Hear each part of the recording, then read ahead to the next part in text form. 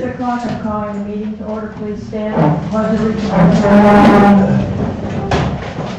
pledge allegiance to the flag of the United States of America and to the republic for which it stands, one nation, under God, indivisible, with liberty and justice for all.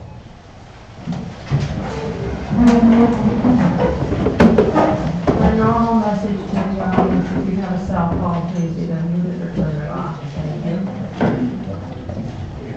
We have approval of the treasurer's warrants for October 6th and October 13th. Do I have a motion? I'll move we approve the warrants of October 6th and October 13th, 2017. Second. All those in favor? 5-0. Thank you. Accounts payable warrants, October 10th and October 17th.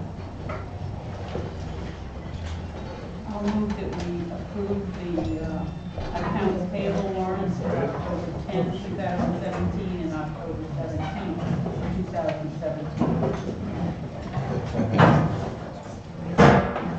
Second. Okay. All those in favor? 5-0. Thank you. Approval of the minutes for October 3rd, 2017. Do we have any corrections or anything on that? I didn't find any. Move the minutes as presented. All right, and I will second that. All those in favor? Thank you. We have no special presentations. We have no committee appointments. But at this time, I would like permission from the board to move under new business the FFA compliance update forward. At this point, we have our attorneys here that we can take care of that business, so they don't have to sit around. And if I could have a motion. We're going to move 10A. I'll move to take 10A out of order. Second that. All right, all those in favor? Thank you. Okay, tonight we have Sean Mueller, our attorney, and Tim Siege and Janice Bland, who are going to be giving us an update on the FFA compliance. Sean? Okay, thank you. Let's go right in here. Too far. Okay. First time with the microphone here. So thank you for that introduction. What I want to do first is just give you some background about what we've done at the airport on this compliance effort. It's been a multi-year process, and then talk about where we are and why we wanted to give you this update tonight. As many of you know, we've got compliance-related matters to address at the airport in terms of the approach for aircraft to the airport. The airport has what's called an abrogation easement over neighboring properties to ensure that the trees don't grow up into the airspace and cause a safety concern. So the Federal Aviation Administration regulates this very heavily and has required all airports of this type to go through a process to ensure that the abrogation easements that the town and the airport hold over the over those neighboring parcels are sufficient and satisfy safety standards. There are 3 properties that were part of this process that are neighboring to the airport, and the process includes the town retaining the advice and work of a consultant, and so Stantec and a representative from Stantec is here, was retained for this work to undertake the technical process and moving this through according to the FAA regulations. Part of that process involves retaining an appraiser to determine the value of the abrogation easement that is obtained by the airport, by the municipality. and then making an offer to the parcel owners of that appraised amount. So they're trying to determine the value of the abrogation easement itself and making that as the offer to those neighboring property owners. There is contemplated to be a negotiation process and then a closing on the abrogation easement itself where funds are exchanged for the real estate rights that are then recorded in the registry, just like any other easement would, and then we move on. So, so just to give you a background, there were 2 properties at one end of the airport for which we have completed the process, and the FAA has approved the grants to reimburse the lion's share of the costs associated with that and the cost of the easement itself. And the process there in January of 2016, the appraisals for those 2 parcels, which were residential parcels, were determined, and then the offers were made to those property owners in in February of 2016 and in May of 2016 respectively. And then over the course of the summer of 2016, we closed on those, and then the FAA approved the grants to reimburse the town for all the costs, or the lion's share of the costs. And I know Tim and Janice can correct me, but I believe that the reimbursement on these costs is that the FAA eventually approves 90% of the costs, and the state of Maine reimburses 5%, and the town is responsible for 5% of the cost of this entire process. So, so that's worthwhile information for folks to have. Now, on the other end of the airport, there is an additional property owner where the FAA is requiring an additional abrogation easement, and that's the Chowaki campground. We expected this property to take longer because it is a different type of property. It's being a business, and so we have initiated that process, of course. In October of 2016, the initial appraisal was completed for that abrogation easement. There was a requirement under the regulations to obtain a review appraisal as well, to sort of a double check on our appraisal, our initial appraisal. So that was undertaken over the winter, last winter. And the presentation of the offer was made in June 19th of 2017. Since that time, we hadn't heard anything back from the property owners until just the end of last week, after making sort of efforts to reach out to them, asking them if they were going to provide a counteroffer, what the status was, and we just didn't hear anything. And during this month of September, I believe it was, that Stantec and the town manager met with the FAA over the airport's capital projects, general capital projects. The FAA communicated to them that because that abrogation easement has not been completed, they would not be funding the regular capital improvement projects that the town wanted to undertake in this coming FAA fiscal year.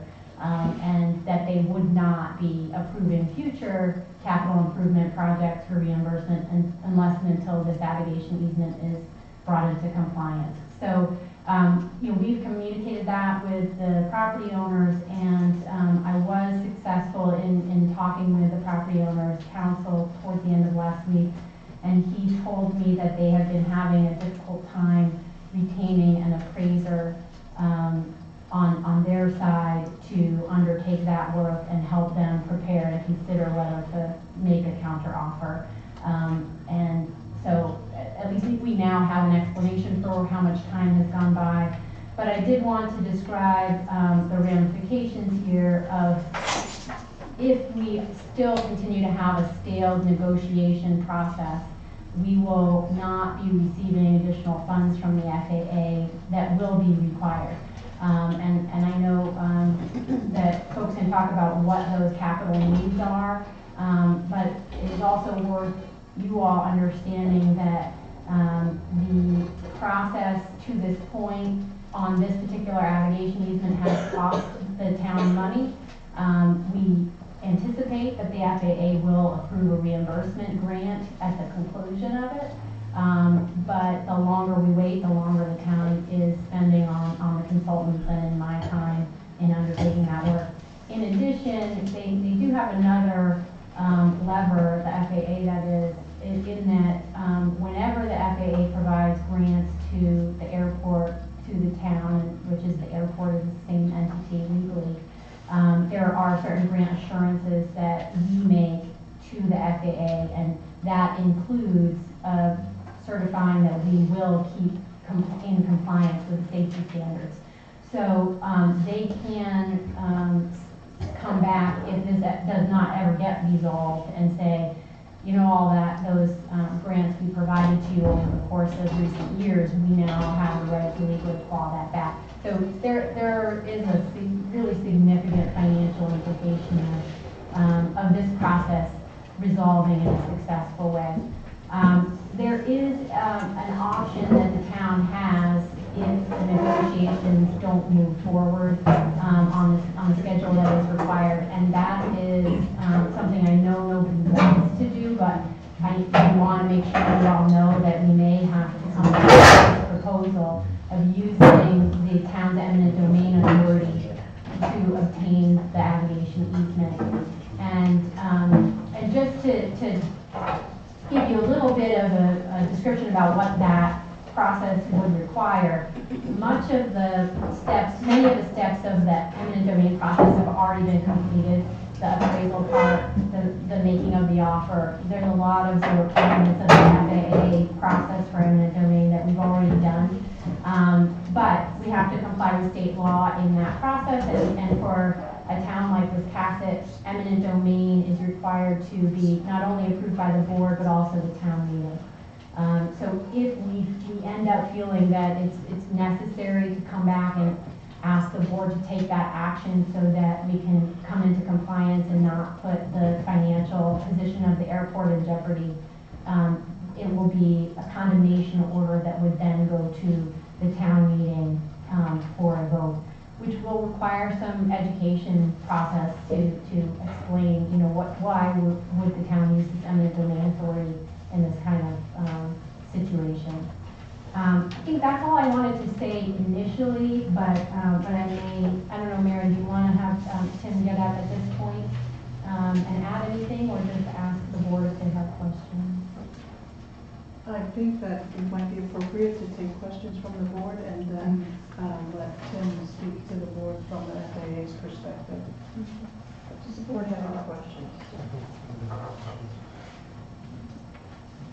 Hear from them first. You want to hear from them first? Okay. We'll hear from the gentleman from the FAA. Tim, if you just push the little red button on the mic, we'll make sure that it's on. It's right down at the bottom there. Thank you. That little red button.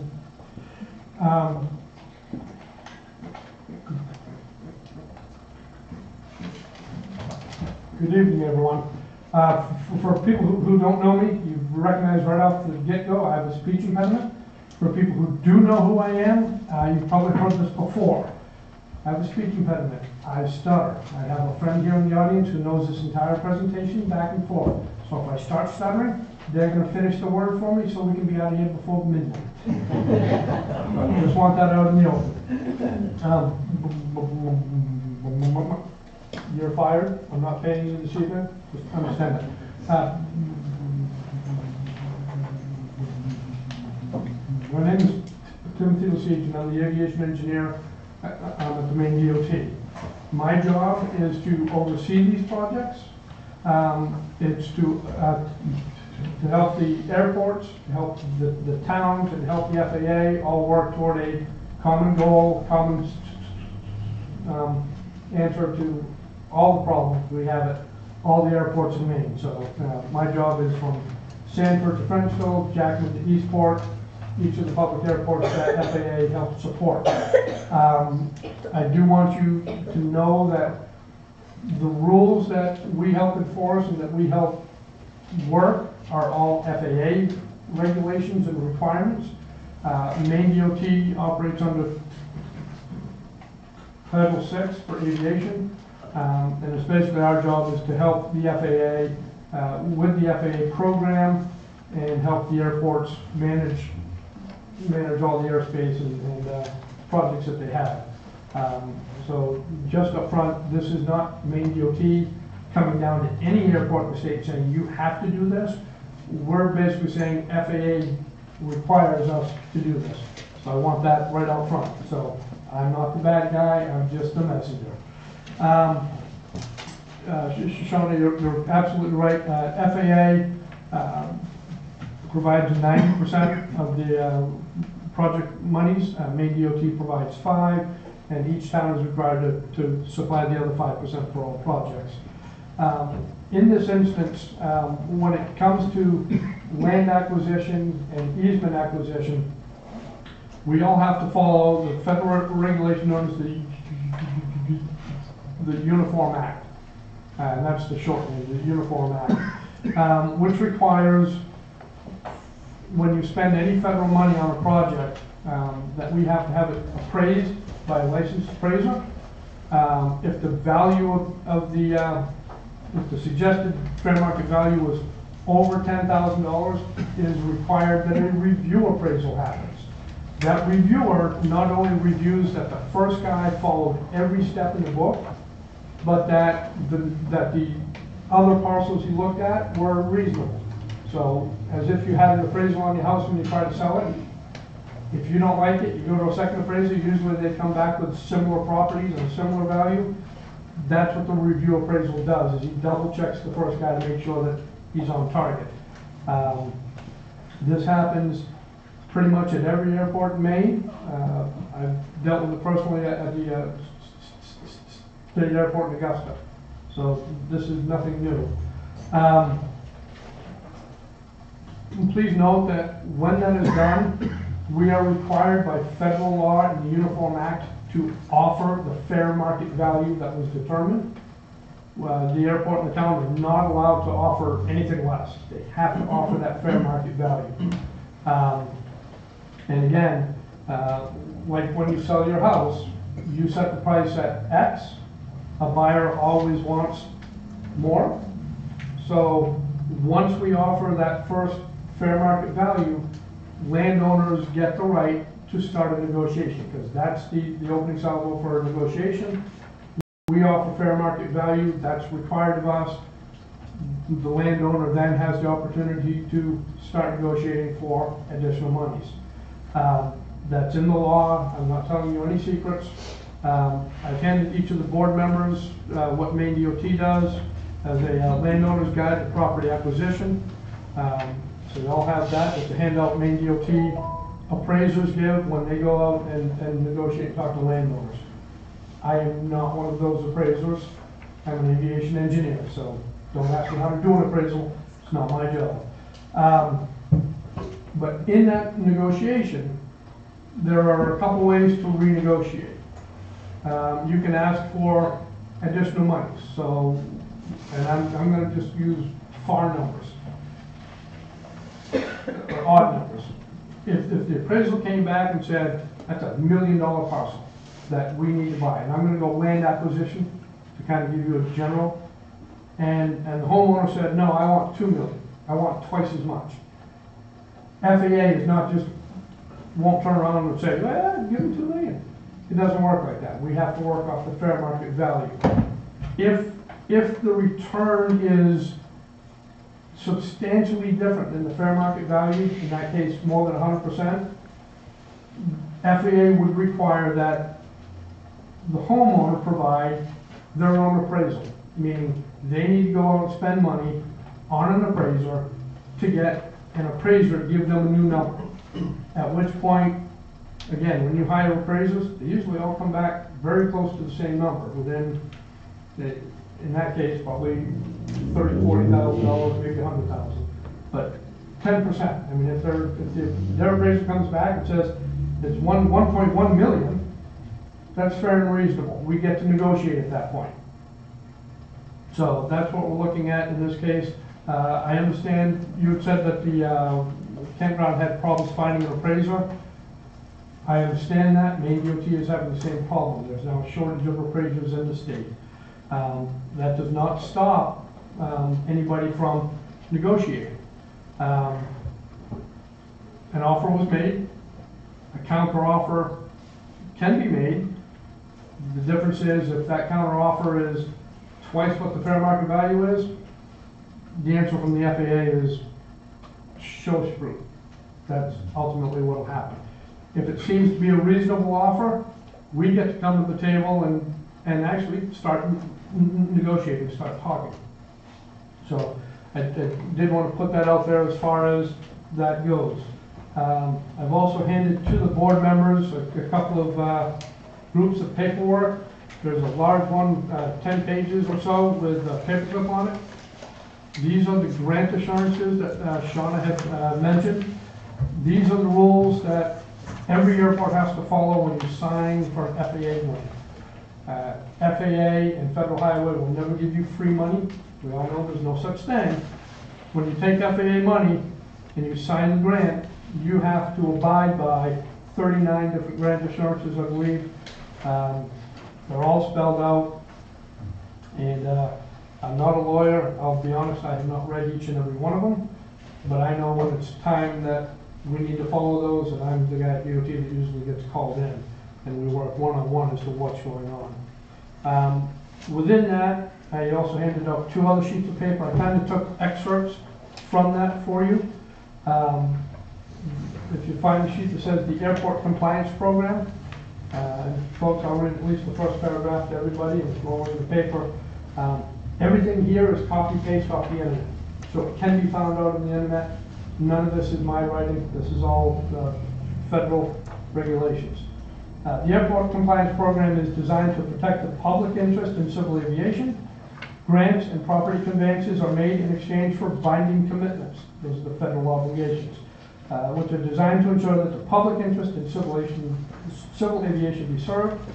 The FAA bears the important responsibility of seeing that these commitments are met. And one of the things they talk about most are hazards to airspace, obstruction hazards, and how FAA likes them dealt with. You'll note if you were to want to build around the approach of a runway, federal law regulates that you submit what's called an instruction study to the FAA that will tell you whether or not your building is a potential hazard or a definitive hazard or things like that. And you'll get a letter from the FAA stating that this is where it lies or it's not a hazard. FAA takes hazards and potential hazards to aviation very seriously, which is why we're here. Trees are probably one of the biggest nuances in aviation. 20, 30 years ago, trees weren't a problem because they were all below that imaginary surface. Trees like children grow. And what was not a hazard 30 years ago is now a hazard. So FAA works on what's called the imaginary surfaces. Not my term, that's actually their technical term. And we've got a presentation over here about imaginary surfaces. Shows the end of the runway. Jeff, it's right behind you. If you could just roll that sheet right up on its side. Rotate it counterclockwise. Either way. Can we hold it? Well, I can pull that. Hello there. Oh, hit the handicap. What we have here is the imaginary surface. It's a FAR Part 77. FAR is Federal Aviation Regulation. Part 77 is the chapter we're dealing with. And it talks about a 20-to-1 approach, which starts 200 feet from the end of the runway at the same elevation of the runway. Then it progresses outward. For every 20 feet horizontally, it goes up 1 foot. So that's called the 20-to-1 approach. As you notice, it's not a straight line out. It's because on each side it'll go out. In this case, I believe it's like 5 point something. Thanks, guys. Degrees in angle, so it opens out in the trapezoid motion. As you notice, Janet's holding that up. The campground, I think you all recognize the campground in this area. It's right in here. The Fire Part 77 starts in here. So all these little red dots are trees that over time have grown like children. FAA sees that as a hazard to air navigation. Because of the grant assurances, the airport is required by federal statute to keep that approach clear of all obstructions. That's one of the requirements that they have.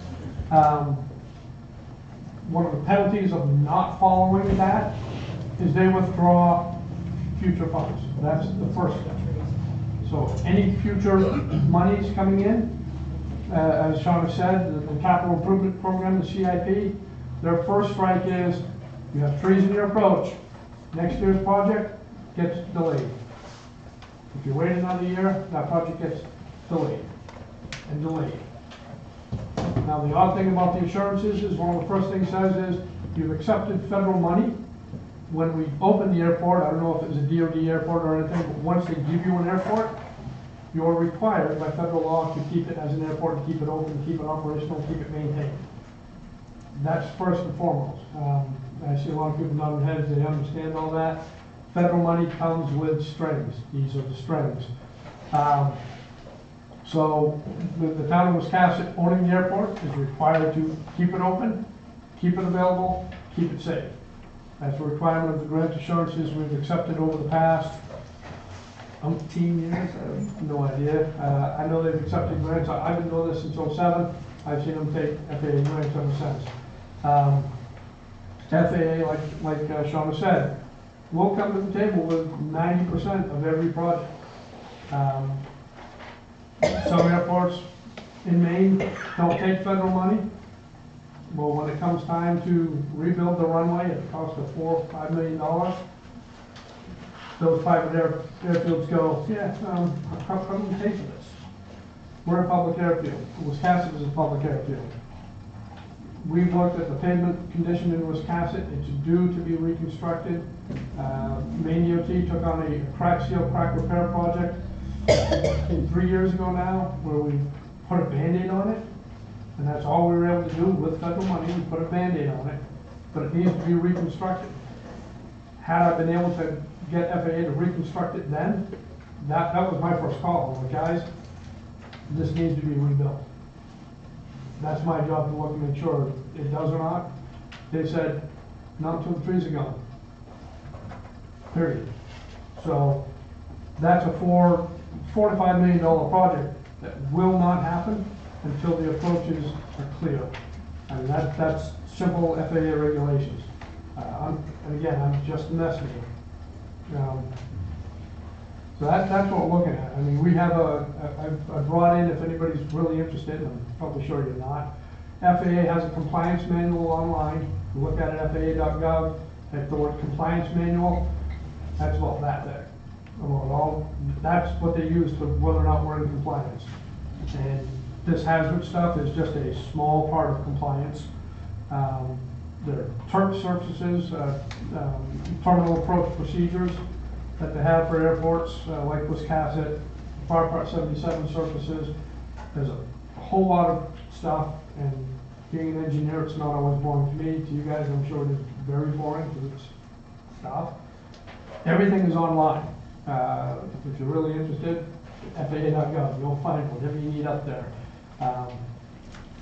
That's it in a nutshell. I wanted to give you guys what I gave you for sheets on your desk, are excerpts from the compliance manual, excerpts from the AIP handbook, which is the Bible for FAA. That's how they fund projects or do not fund.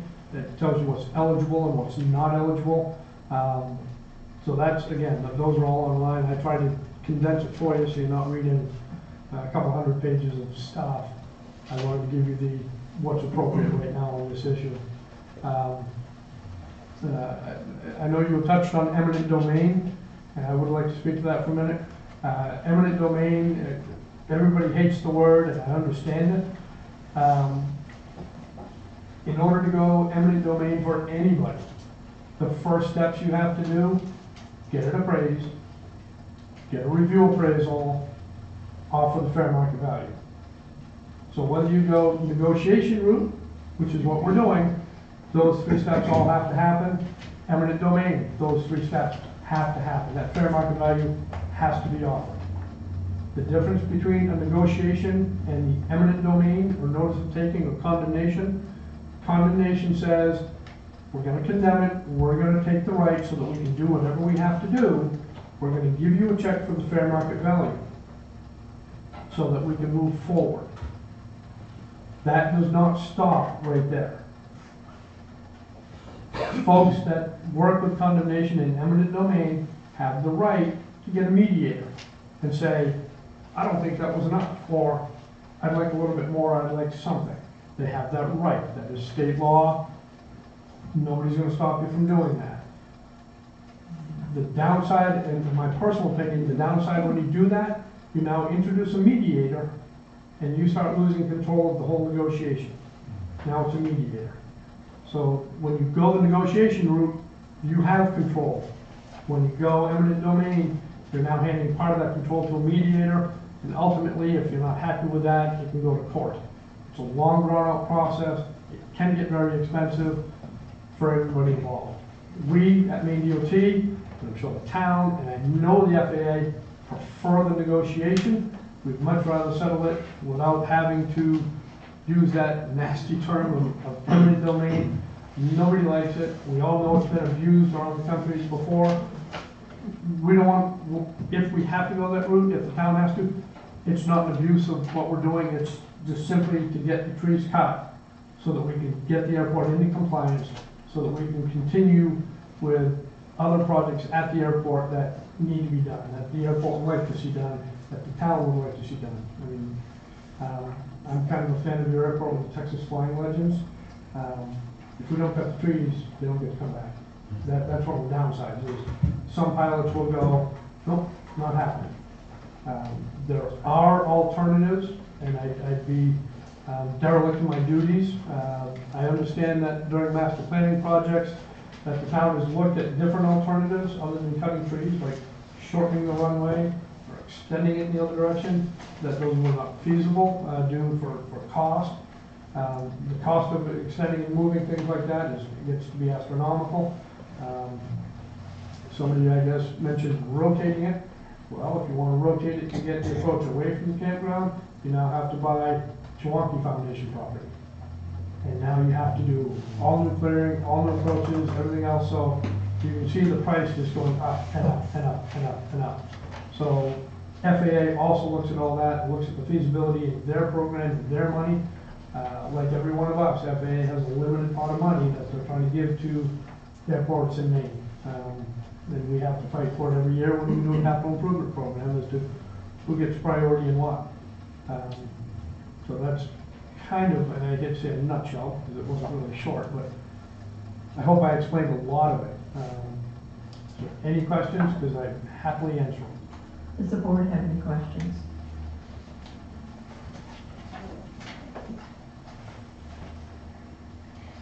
Can't believe I just put that over on a single question. I think you made it very clear. Yes, you made it very clear. And I did it without stuttering too much, so yeah, I will pay you later if you didn't have to work for me that much. There's no questions from the board? And I just want to again clarify that we want to do everything we can as from DOT and my perspective, because I am involved in this project. This is one of my projects.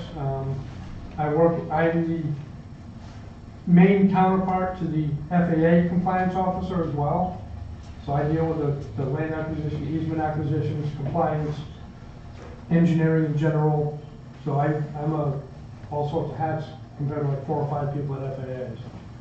Yes, Catherine? I have one question. I'm new on the board, so I'm not too familiar with what has transpired before me, but my question is, are you talking about cutting trees? Are you talking about topping the trees or literally cutting them down at the ground? I can, yeah, and there's a delicate balance on things like that, and very great question, first and foremost, it is a great question. In my humble opinion, it is best to cut it at the stump. Anytime FAA comes in and takes a whole tree, part of the requirement is you pull the stump, you loam and seed, you make it look better than you found it. But speaking to arborists and foresters, if it comes to a hardwood, if you attempt to top a hardwood, you kill the tree. That's a death knell for hardwood, almost immediately. For pine and softwood, my understanding from them is, if you look at whatever's green on the tree, so in the case of some of the pines, and I have King George pines at my house, so I'll relate to my house. I've got 70-foot tall trees. The first 45 feet is nothing but bark. There's no limbs, no greenery. So that leaves me with about 30 feet of greenery. If I cut more than 10 feet off the top, I kill the tree. So you can cut about 1/3 of whatever's green on a softwood before you kill the tree. So if we have a 20-foot penetration, the tree is 70 feet tall, and the green is the top 20 feet, we can top it, but you're gonna have nothing but a matchstick sticking up. And I will relate a personal story on this one. At the airport, back in Augusta, one of my projects is I have to run the airport projects to work with the National Guard. We had to do tree clearing on the Western Ave end of the runway. The National Guard, I don't know what she ranked, but their negotiator said, I don't want you cutting the trees, top them all. And I went, you don't want that. They went, yes we do. And I went, first of all, no you don't, they're not softwood. But we want hardwood. No, we want them topped. For erosion control and everything else, we want them topped. I argued with her for 6 months. My lawyers at DOT said, enough, you will do what they asked, you will top the trees. DOT paid a very pretty penny to send a logger up into the tree to top each and every one of them. We paid for every single tree. We went right down the National Guard road that runs up right behind the Armory, if you all know Augusta. As you drive up Airport Road, there's a little road before you get to the airport. That's the National Guard road. So we went through and we topped all the trees. No sooner had we sent the logging company off the project, finally, when the gentleman in charge of Camp Keys, Colonel Drummond, called my boss, using a number of expletives that I will not repeat here. WTH was one of the words they were looking at, and chewed my boss out until my boss went, my project manager fought not to top them. I got called to the airport by the forester after the first tree. We need to cut it at the root, and I said I can't. I'm under a memorandum of agreement with National Guard, I have to top.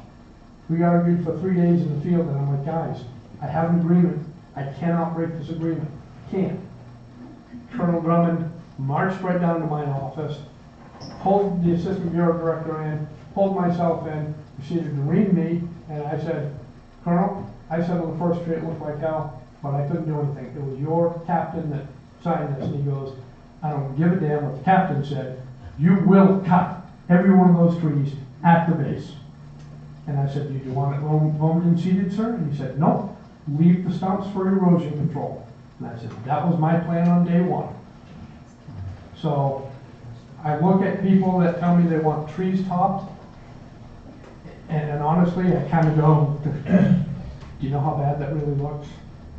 So part of what we do with the FAA is we want to make things look better when we walk off the project. I know Stantec worked really hard with their design so that when we all walk off the project and it's done, we've left it better than we found it, doing whatever we had to do. In this case, tree clearing, it's our job not just to cut the tree and walk away, it's to either leave the wood for the landowners to cut and use for firewood, or take it and ship it, pull the stumps, loam and seed so that it looks better. That's the goal of the FAA. We all want to be good partners, good neighbors. I mean, I know the airport wants to be good neighbors with every surrounding parcel owner. Thank you for indulging me when I told you the true story about the Augusta Airport. And yes, we had to pay somebody else to come in and do it. So FAA would not pay the second time around. So yeah. Another question, Kathy? Just one quick one. I understand about the pruning and the types of trees. However, in the negotiations, is it possible to come up with an alternate type of tree that doesn't grow 900 feet tall? That's a very good question. And again, your loader, I love it because that's one thing I forgot to mention. FAA will not pay directly for vegetation. They won't buy new trees. But should a landowner come forth and say, okay, you've offered me X, you're going to leave me with nothing but lawn, I'd like to plant some vegetation there. I have a list at my office. I keep a list of low growth vegetation, arborvitaes, bushes, things like that, specifically for that reason. If you were to negotiate and say, I'd like X amount of money to buy these, it becomes a negotiation. So we as FAA and DOT will not go out and buy the trees and plant the trees. It's not our job. But should a landowner come and say, I'd like X amount of money to revegetate, take your money. And we say that knowing, and again, in all honesty, some landowners, it's happened to us. Again, one of my Augusta projects, landowner said, I want this to plant low growth. Good. Our negotiator went, sure, absolutely. If that's the end of the negotiations, we're good. That was 5 years ago. I haven't seen a single tree planted. But once that check is signed, it's not our business. So just want to put that out there that does happen.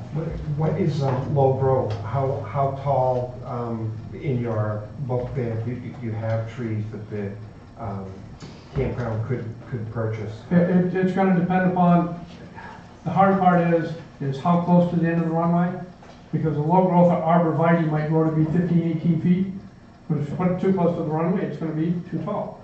But if you push it further away, it'll be well under. So the vegetation is going to depend upon how far from the end of the runway you put it. I know there's an area on the far side of the campground, we may be able to get a 50-foot elm in there because the pine is 78 feet tall, and the pine's causing the problem, but a 50-foot elm would be below. So it's all going to be dependent upon where those trees go. Obviously, nobody's going to plant a 50-foot elm tree, but we all understand that. But it's all going to be dependent upon where. I mean, I look at low growth as things under 20 feet. But yeah, 20-foot tree, if put in the wrong place, will become a penetration in 15 years. When I went down, I went down, I don't know how long ago it was, and I met with the people that own the campground. And that was the biggest thing that I heard back from them, is that if the trees were taken, what's their alternative? So I would like to have feedback back to them that maybe, I don't know if you can go from each spot or whatever, and just part of the negotiation say, you can have this tall. I'm happy to supply to Marion the list I have of what we consider low growth vegetation, supply that to the town. And again, it's going to depend upon the spot, the approach and where you place it. Yeah. So it's just one of those things, and you said something and I missed again.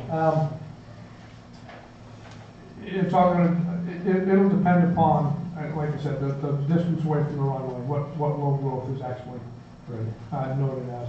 Perfect. So that is something that is, like any negotiation, you got to come to the table to negotiate. How do we do this? I mean, we want fair and equitable, hence the fair market value. So. Thank you. Thank you. Any other questions from the board? Yes, Ben? Is there any time limit on these negotiations? I mean, from the town's perspective, the time limit is at what point do we really need to undertake undertake a capital project with FAA funds. That's one time limit, like, you know, because we're not going to be able to undertake any capital projects without, with their financing, with their funding source, rather, until we get this closed. So that's definitely a problem. And as you heard, there's an issue with the surface of the runway as it is. But we do not really know when the FAA is going to say, you know, this isn't working, and try and use some of these other issues like grant assurances. So I think maybe Tim can speak to that as well. I can tell you, you've already been penalized. Yeah. Yes, We have been penalized yes. already. Well, you may not have, but your pilots have. Wiscasset has runway lights, which means pilots can land at night. They have approaches that are published, and if there are obstructions that are noted by the FAA has already indicated that the approaches to that end of the runway are not applicable at night. Means no pilot can land on that end of the runway. Lights are not. So you lose business because pilots can't fly after dusk to that end of the runway. You lose fuel sales. You lose tie-down fees. You've already been tagged as not applicable at night to that end of the runway. I'll tell you, you're not alone. There's a lot of airports in the state that have gotten that. The first thing they want to do is get the trees out of the way so they can get more traffic in, sell more fuel, get more hangar fees or tie-down fees brought into the town. It does affect airports, and it's already affected Wiscasset. Steve, I can't remember which publication it's listed in. It's not applicable at night. It would be the instrument approach procedures. Okay. So it is publicized on the FAA, so pilots that want to schedule to come in here need to do it during the daytime on that end of the runway.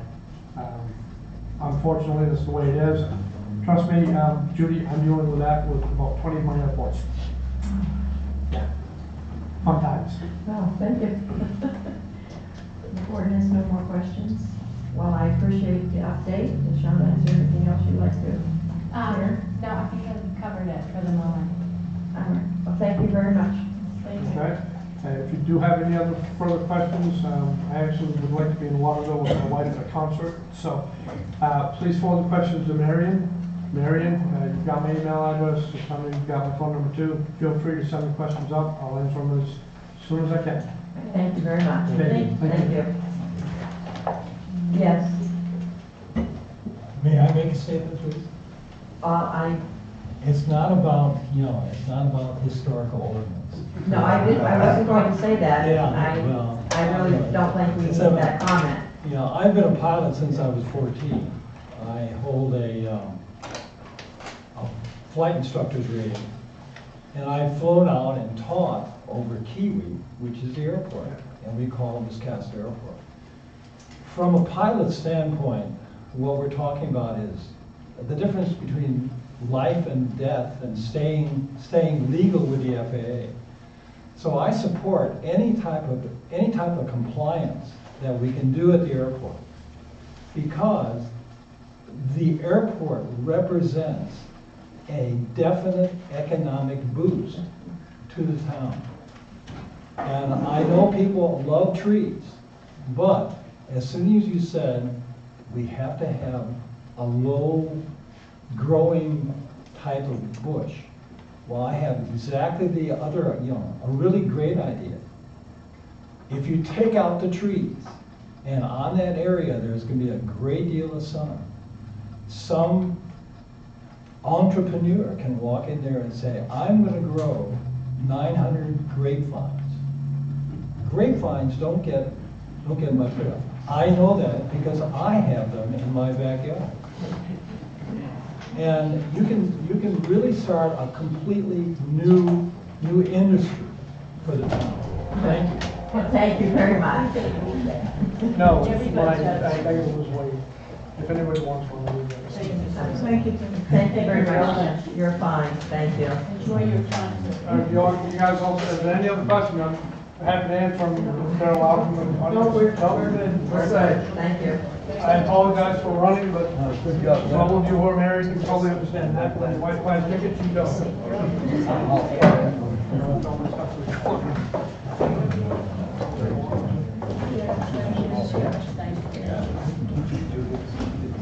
At what point are we going to have some further discussion? Bob has a question. Well, yeah, I just said, you know, at what point are we going to have some further discussion on this? So I think the answer to that is going to depend upon whether we get a counter offer and actually make some progress. If not, you'll hear back from us with a proposal about timeline to do a town meeting. So the options of the board, as is normally the case with the town meeting vote, is if the board approves the condemnation order for an eminent domain, it then goes to the town meeting. You can either, of course, do that at a special town meeting or your annual town meeting in the June timeframe. Thank you. Well, hopefully you've heard from the attorney within the last week. I did. I mean, I did hear from him, but there was no indication that they found an appraiser who can undertake the work for them at this point. So I don't anticipate that they'll be giving a counter offer quickly, but it may be the case, and that would be wonderful. So, but we'll, of course, keep the board updated.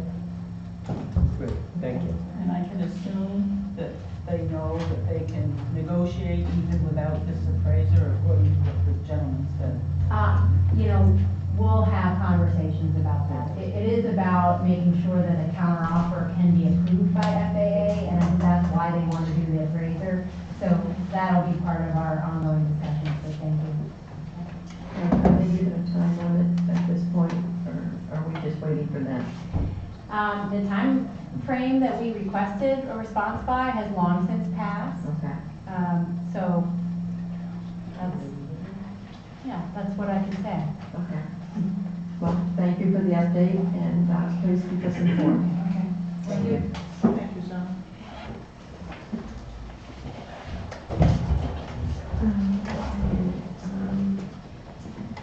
The next item on the agenda is public hearing for the November 7th, 2017 warrant. We would go into a public hearing for the purpose of discussing the article on November 7th warrant. I will second it. All those in favor? Does the board have any comments they'd like to make regarding the warrant?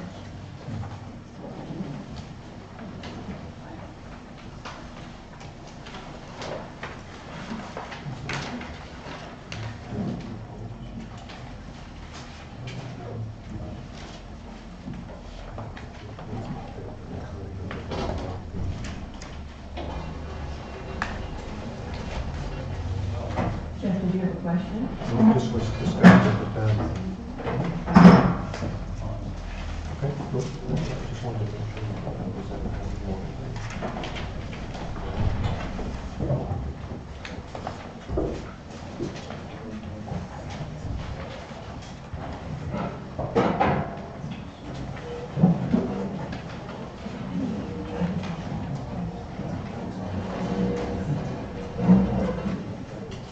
It's pretty well clear. We don't know what it states. Does anybody have any comments or questions? The board?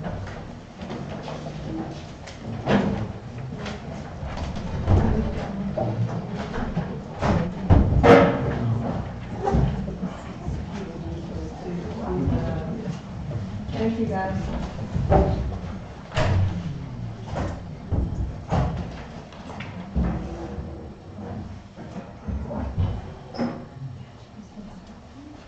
Everything okay? Mr. Warren? Okay.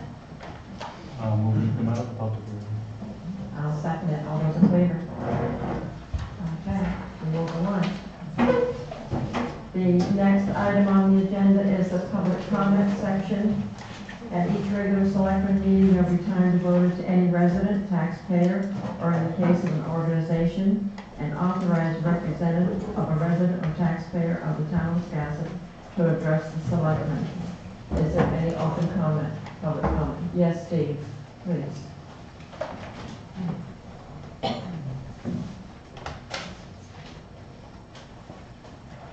I'm Steve Christensen. On November 15th, 2016, the Board of Selectmen chose by majority vote members for the MDOT Public Advisory Panel. And before I get too deep into this, I just want you to know that I am not a spokesman for the MDOT PAC members. I'm just a member. At the last Selectmen's meeting on October 3rd, 2017, Benny Rhines made the following statement. The MDOT committee was nothing but a distraction. And approximately 10 minutes later, Benny's comment again was, it was designed to be a distraction. And then Benny laughed about it. I took offense to that. Who designed it? And why is it so funny? And what do you mean, Benny, by that? Since only myself and Jeff Slack, who are both on that committee, were at that meeting. Maybe now you can say to the other people, there are some of the other committee members here tonight, just what you mean or feel about them being on this distraction committee. You know, I was offended at your last meeting, and you and I spoke, and I made it perfectly clear to you. I believe that your comments, Benny, were a personal, direct insult to the volunteer committee members, including a fellow selectman. And I make the assumption that anyone on any committee is a distraction in your eyes. And I further want to say that never once have you, Benny, or the Board of Selectmen pass along any direct concerns to the MDOT committee to discuss at our meetings. Benny, I haven't seen you at any of those meetings, and so if you're so concerned, such on anything as parking, street layouts, you know, why hadn't you spoken up and passed that along just before? Other selectmen have been at these meetings in the past, and I know that, and you're entitled to this, Benny, that you're against the downtown project, and I think that, again, this is my opinion, that it seems to me that you use the position as a selectman to voice your opinion on the project and belittle the volunteer members.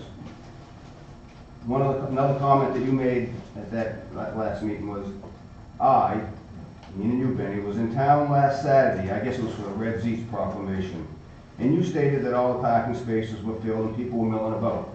Great. But you and I have talked in the past numerous times, and you have told me that, Steve, I don't even go into town anymore, with the exception of the post office, as there is nothing down there for me to see. It sounded to me like you was politicking, right? But when you insult the people on the committee with your comments that we're a distraction, we need to know why you feel that way. I mean, I take the appointment to the committee very seriously, and I took your comments very seriously too. And that's all I got to say. And I just want to say one other thing. Benny Rhines and I have been friends for over 50 years, and we've had our disagreements on a few things.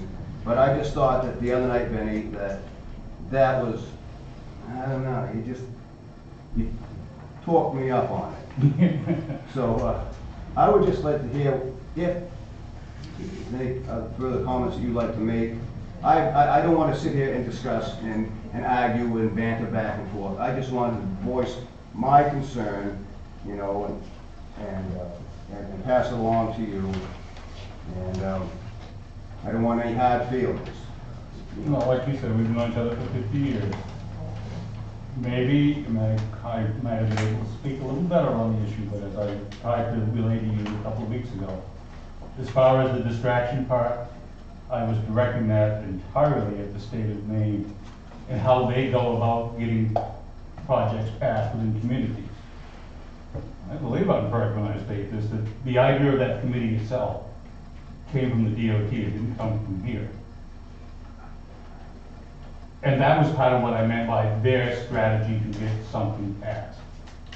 And that is all I meant from it. Like I said, we've known each other for years. It was not directed at you or anybody else on that committee. No, and I appreciate, the answer, Benny. I just wanted to get this off my back, because it really grated at me, and I figured, and I don't like to get up here and to do this, that's not me. If I get something to say, I usually will say. Well, it's okay, that's what it's all about. We're gonna discuss the issue later on the I know. agenda, obviously. But I just wanted to, I don't want to take up any more minutes, but I just want to, thank you for listening, and. Well, let me again- go, you say that, you're absolutely right. I don't attend any of your meetings. All of us, I don't know, you probably were here that night, worked very hard to put together a committee to follow the wishes of the townspeople that were in place at that particular point. It wasn't an accident that Lonnie or you or anybody else were put on that committee. And I just want you to understand that. My comments are directed at them. Okay. And apparently I got their attention, and I'm glad that I did. Let's hope that it works out for the benefit of the town. All right, well, thank you. Thank you, Steve. Is there anybody else who have a comment? Yes, Kim.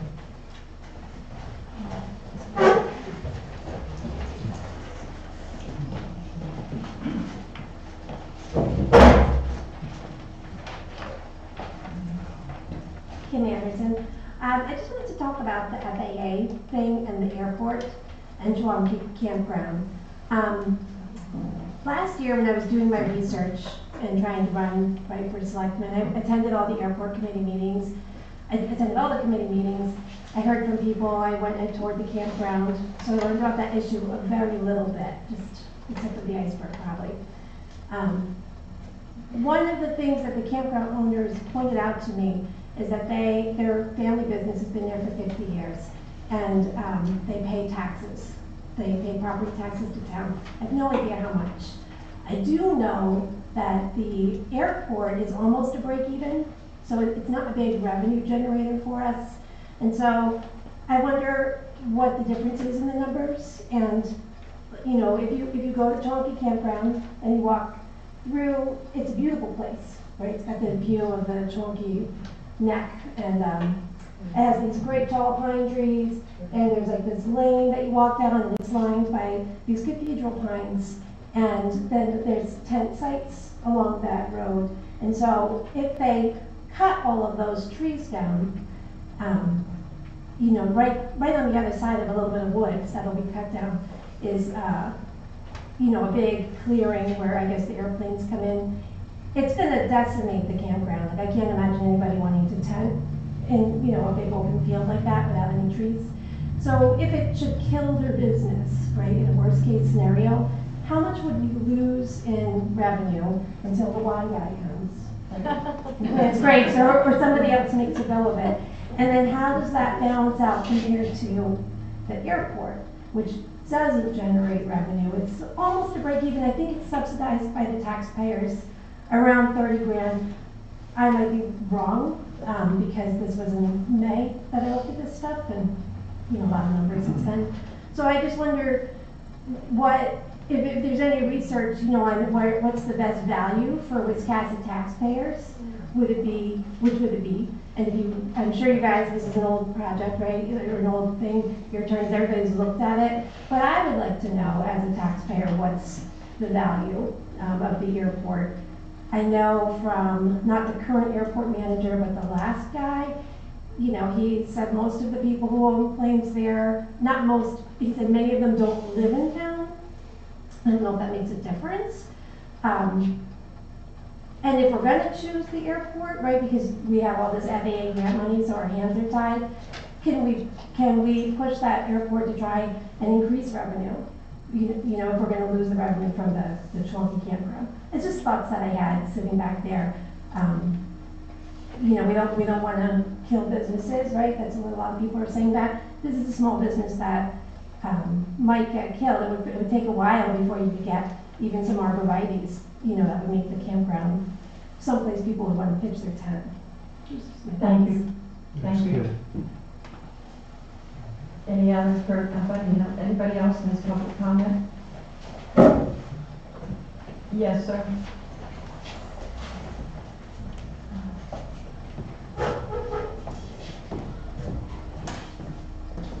Seaver Leslie, and I also serve on the Public Advisory Committee for the Downtown Project.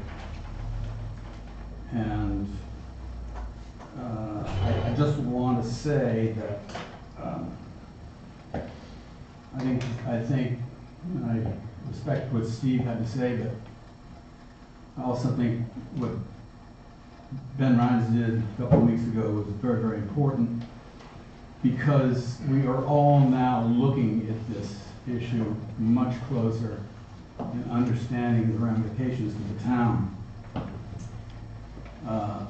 The information reported in the Bangor Daily News this summer about this guy, Rick Chelman, who's a registered Maine engineer, who had studied our downtown and the engineering report released by the MDOT, and discovered that the data relating to storefront parking and its importance to the health of the businesses was omitted from the report presented to the public, presented to us as a PAC.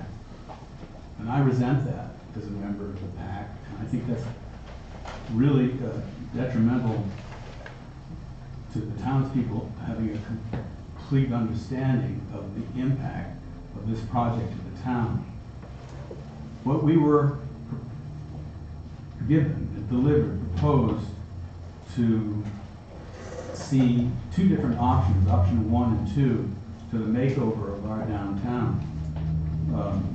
Have very subtle differences, but what people like about the improvements to the downtown will be accomplished either way.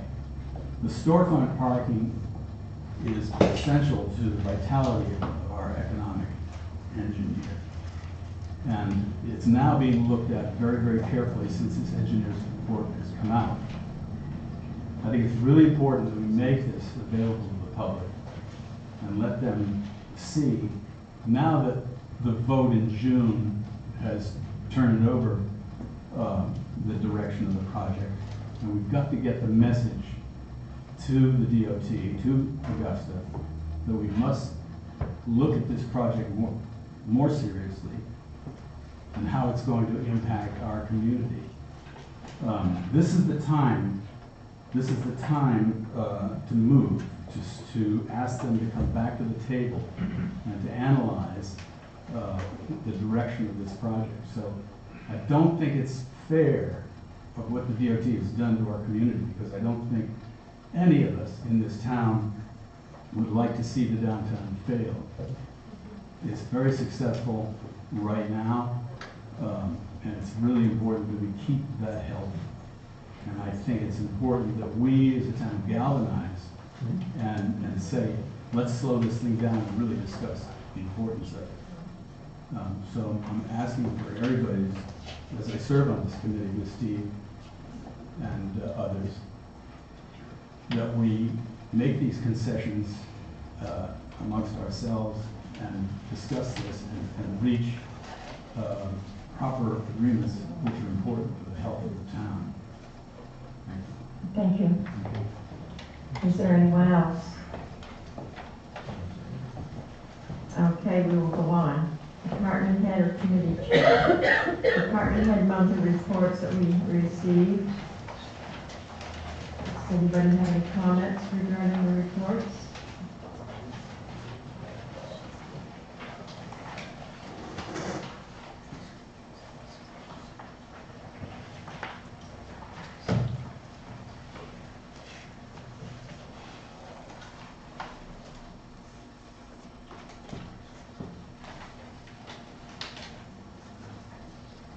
Any questions?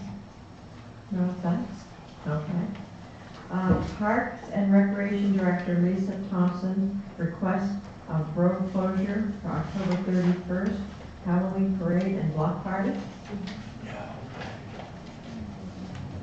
Would that please? Oh, sure.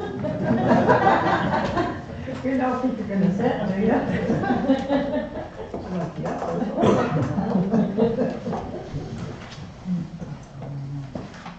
Sorry about that. Where I come from previously, they just vote on it. So on October 31st, we are planning on having our annual Halloween parade and our second annual Nightmare on Federal Street, which started last year. We're asking for a road closure from Federal Street where the elementary school is. The kids will line up there, they'll walk down Federal Street. They will take I believe it's a right onto Washington Street. They go down Hooper Street and then to Warren Street, and then they end up back on Federal Street. That's the route for the parade. Then from Warren Street to Washington Street, we're going to block that off for an hour and have a block party. And that will consist of a trunk or treat that's put on by EMS, fire, and police department here. And we're going to have a DJ with some music. We're hopefully having some food there as well. And then we will end it around 6:30 and the road will reopen at that time. Okay. I think it starts about, what, 5 now? We line up at 4, the parade starts at 4:30. Okay. So the road closure is pretty much from 4 to 6:30. To 6:30. I think that was the same time it was last year Yes. also. Yep. And from my reports I got, the kids had a great time. Yes, I've heard really, we've done this for years, the parade part. When I was here back in 99 to 2002, it was a great event then. And last year when they added the Nightmare on Federal Street, I've heard really good feedback from the community about it, and people have been calling asking if we're doing it again. So we're really happy to offer it again. Hopefully it'll be a nice thing. Hopefully. Yeah. Does the board have any reservations? I'd like to make a motion to approve. And I will second it. All those in favor? 5-0. Thank you, Lisa. Thank you. Thank you. Okay, Town Clerk Linda Perry registers hours. Any comment on that, Mary? See the memo that's in your packet, and this is the standard question that she asks every year to waive that request. We just don't have the demand for it with the absentee voting and like that, but by statute it takes approval of the Board of Selectmen for this to happen. So she's asking that the board change the hours to be consistent with the normal hours of operation and not require the hours from 5 p.m. to 9 p.m. for registering voters.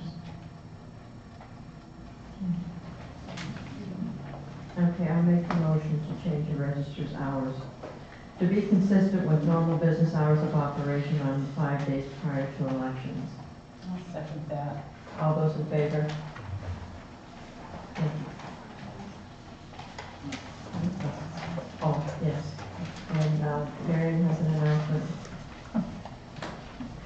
Just under department heads, this evening we have with us our new harbor master, Levon Travis, and so some of you haven't met him, so this will be your opportunity. And he also provided for discussion purposes this evening a handout that is before you, so if you want to. Good evening. Good evening. How are you today? Yeah, I'm a fairly huge guy. So I come to you today to talk to you in reference to this request that is in front of me. It's a mooring space request from a Mr. Sullivan. If you do not know this, we have what we call 8, possibly 13. I don't know without looking at them because I don't have a boat, but that's a discussion for another time. We have 8 to 13 what we call ghost moorings. Now these moorings have been sitting out in our harbor for about 3 to 5 years. Mr. Sullivan is requesting that he would like to purchase one of those moorings that are currently sitting out in the water. And I also have 3 verbal requests from other individuals that would like to purchase these moorings that are currently out in the water. Now, I do have a, oh, yeah, there he is, he's in the back, he sees me. I do have a prior harbor master in the back. The question I have to you is this. Now, in the past, from what I've been told, is these moorings that are derelict or not being used are removed, either removed by a contractor, brought to the, or no, of course we do notification, or we try to do notification. The way it looks like right now, there are no numbers on any of these moorings out there. And some of them have been sitting out there for 3 to 5 years. So, the way it looks is, from what I've been told, is that these moorings are taken out by a contractor, moved to the area by the yacht club. The town then removes them, brings them up to the old dump site. They sit for 60 days, and then they are auctioned off, or so on and so forth. So, what I am asking you today is, what should I do for, the selectmen on what they want to do? Now, for them to be moved, that costs about $200 a piece. And we have 8 to 13 of these bad boys that are sitting out there in the harbor. Either that, or we sell them where they are, as is, to these individuals that are looking to purchase them for whichever price you choose, or I go out there, cut them, and drop them. Now, I don't want to cut them and drop them, because that creates pollution, and it also creates havoc for moving other moorings into the area where those moorings will sit. So, I leave this to you. Food for thought. It is not boating season right now. It is a little chilly outside, and so this is something that we should probably move upon, or something to look at for the next season. Am I wrong on that? He's still over there. He's sleeping. So. Questions, concerns, comments? Now, we have moorings that are for visitors, is that correct? We do. We have 3. We have 3. Yep. Okay. Yep, and so does the yacht club as well. The yacht club has moorings as well for visitors. So my guess, all I'm asking is, what shall the town do next? It's going to cost $200 per mooring to move them in, have them taken out, and brought up to the old town dump, and then auctioned off. Or I go out there, we cut them and drop them, which I don't want to do. Or we sell them as is. I'd rather see you sell them as is. Okay. That's my opinion, just to sell them. Yes, Ben? Number these? Well, that's one of my major problems right now is, as I'm receiving phone calls from individuals that like to put a mooring in. Well, the mooring field, as we've talked about before on the committee, is an absolute mess. I have no numbers on any of the moorings, and it just needs to be kind of, I wish, if I could, take them all out and put them back in, you know what I mean? So, but right now, that's where we stand, so. And this is also a set price. What do we want to sell them for? We could collect back pay on them. We could be looking at $300, $275, $400, $500, $1,000. You guys. Ben, you had something? Isn't this an issue that should go through the waterfront committee and then to us? We have talked about this in the waterfront I committee. mean, they have a recommendation? Yeah, the recommendation was to remove them at $200 a piece. Okay. I think that's what's in the ordinance. Right, but at the same time, we can do that, but does the town have the funding to do that? At $200 a piece at 13 of them. Susan, you're saying the ordinance says they are to be removed, is that? There's a procedure in the ordinance, Right. which he basically was saying about the 60 days and notifying people. Right. But once they've been notified And they don't come forward, then it is up to the selectmen at that point what we do with them. Is that our reading is correct? Exactly, because we can't notify the individuals because we don't know who they are. We don't know what. Because the numbers are gone. Bob, you had something? Well, yeah, maybe you just answered it. You have no idea who these are, and nobody's been paying the mooring fees I don't. for an extended period of I time. can't really tell because there's no numbers on the moorings. And also I can't tell because I don't have a boat, but that's another discussion for another day. Well, it'd be nice to know what these moorings are. I mean, some are worth, I mean, it makes a difference whether it's a 1,000-pound granite block or 3 or 4 old boulders. Right. Would you want the motor? No. Well, I think what we need to do is just set a fee. I mean, I don't know what moorings go for. Is it the mooring they're after or the spar? They're both. They're gonna have to pull the mooring. Oh, yes, they're gonna have to dive on them. If we sell them as is, and this is the way they get it, they're gonna have somebody dive on them per town ordinance. They're gonna have to have them checked out, they're gonna have to have them inspected, they're gonna have them to chain the block, the connections, all the 9 yards. Do we have any idea what other communities charge for mooring? Well, you know, our mooring fee is $50.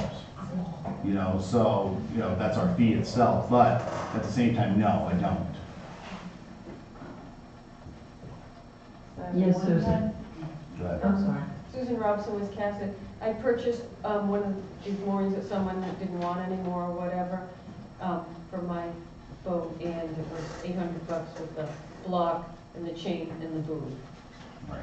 And this has something underneath the water, a chain and a buoy? Yes. Sitting there in the water, Right. correct? Of course, we don't know what condition those are in either, so, you know, but like I said before, it's an as-is type of thing. You know? Deep thought. It is. I mean, I'd be willing to just sell them, if we can come up with a figure. Yes, Bob? I'm not sure I have a problem selling it, but is this another useless ordinance that shouldn't be on the books that we're not gonna follow? Well, you have followed it, right? You did know. Well, we can't notify the individuals because we don't know who they are. And if that's the case, then we'll just go ahead and remove them at $200 a piece. And but that's only, I've only received one quote from one mooring contractor. So, you know, and then I know of 2 others I could contact, but I'm sure they're gonna be in the same area of $175 to $150 a piece to remove them. And then the town is gonna have to come over and then put them in the back of the truck and we'll have to move them up to the old pump site. Well, It's nothing that we have to jump on now, believe me, they're not going anywhere, right? But it's just something that we want to, you know, think about for some time, not putting the thought process in place. well, I would like to, if, once we do this, is to possibly put something in the paper stating that these moorings are out there. Public notice. Give them public Sure. notice, give them X amount of time to come forward. If they know if those. If they know it's theirs. Right. At least we will be doing our due diligence and following the policy. Right. And then, once we don't hear from them, then We're up for discussion. put it back for discussion. That's fine. I just want, you know, it's coming into the next season, it's Right. going to be, you know, voting season. And we've talked about this on the committee before, going by the ordinance. Okay, Okay? all right, that sounds good. All right? Yes. I just have one quick question, and this is probably for you guys. It would have to be written into the rules that they would have to pull the mooring and check the If we were to sell them. chain as and all is, that. Yeah, I mean, they But that's, couldn't that's just, an ordinance. okay. Yes. so They couldn't just hook up a, their sailboat to the mooring No. as is, No, they would have to be inspected. because that would open up you guys to a lot of. Oh, yes. Yeah. Okay, Okay? thank you. No, thank you. So are we gonna run a public notice? Yes, I would like, speaking to the board, I don't want to speak to the board, but I think maybe even now, this Yeah. type of year, put something in the paper. Yeah. You and the town manager get together and put something in the paper, Lincoln County News, Wiscasset newspaper, and get it out there, because you never know, they might want to do it now, Right. instead of waiting until spring. Right. My hope is to, by next year, to have the whole mooring area renumbered. You know, so that we can have a better understanding on, you know, phone calls that I receive where an individual's like, hey, I want to go here, I want to go there. Well, you know, all right, and there I am looking at it binoculars going to this phone, because I don't have a boat. In the public notice, you're gonna be looking for the people that might own those that. Right. Okay, and in that same notice, can we kill 2 birds with 1 stone by saying if these owners do not come forward by a certain date, they're gonna be sold as is? Well, that's That's exactly. exactly Would that right. work? I mean, Sure. let's say it's another That would be part ad. of the notice. Yeah. Okay. I'm up to any, I just want to know where to go from here. Right. We've done the due diligence. Now we just need to know whether the town want to spend $200 per piece. Bob, did you have something Yeah, else? just a quick question. Go ahead. Out of all the moorings out there, do you know who owns all of them except for 15? Pretty much. Okay. Yep. Okay, Yeah, thank you. thank you. Yep. Thank you very much. Yep. Yeah, that's gotta move on.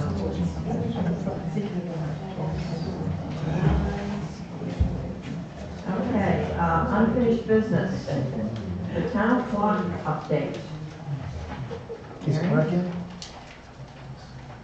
It was working today. It was, yes. And I know this is no surprise, but the update is a work in progress. A contractor met with the caretaker and the engineer that actually found an old document that had Ben and Bob's name on it. And we were able to find the same engineering firm. And they came and looked at it. And Joe came in to see me today. And I mentioned to him that you and Bob would like to go and take a look at it. So he's going to get back with me.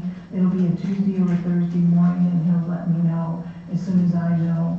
I'll get in touch with both of you and anybody else that would like to go. If 3 of you go, I got to post it as a meeting, so make sure that there are 3 of you. They did go and look at it. I don't have the report, and I'm still trying to accommodate your requirement to go and look at it. So this will continue to be on future agendas. Thank you. All right, the next one is the moratorium on retail marijuana establishments and retail marijuana social clubs. Current moratorium expires in December 2017. Mary? This was actually a request from Catherine. She shared some information that was shared with her. So I think it's probably best that she speaks to it. Just wanted to make sure that most important thing is to remember that this moratorium expires in December. We have passed this on to the ORC, and I know that they are actively reviewing it. And then Catherine, if you want to speak to what you have So to a share. friend sent me a letter that was published in another newspaper in another county. And it was from a gentleman who had gone through all of, marijuana, medicinal marijuana, et cetera, but his concerns, and I think we should be concerned as well, that some of these places that start up, if we don't have the right rules in place, we may be in trouble.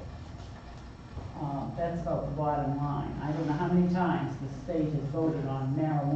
There's been so many, I can't even keep them all straight.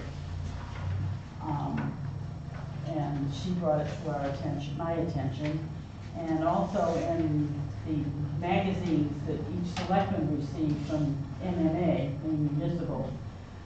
2 or 3 issues ago, there was an article in there about towns should be aware and start looking into what they want to do about retail marijuana related establishments. So basically, that's what this is about, and I guess the current moratorium, which expires at the end of this year, I'll be more than happy to make a motion to extend it further, keep it in place for at least another year or more. Would we have to go towards the town vote for that? You can't do it at this time. It's No, premature. yeah. Okay. Yes, Tom? So this current moratorium must have been enacted a year ago, December. Yes. No. No, June. June. It was a warrant article for this. Okay, you ran from June Oh, to we did it for December. 6 months.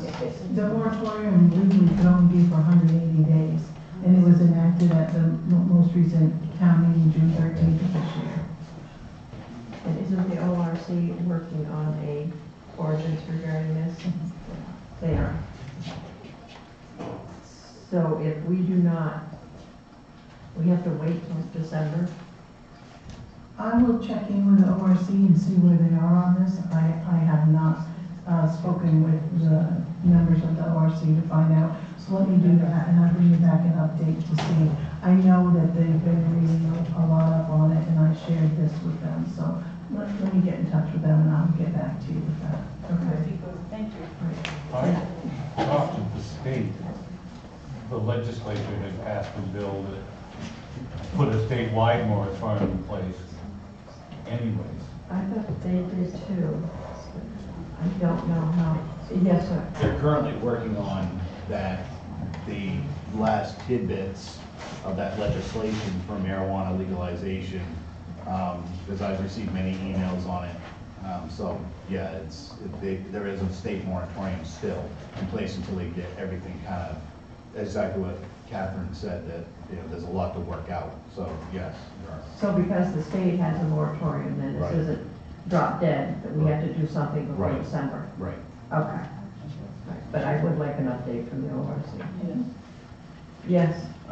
Jason Putnam, I'm on the ORC, just a couple of quick comments. Good. Can't you've had moratorium for 6 months, can't you reenact or extend it one more time? Isn't that the maximum? Once and then again?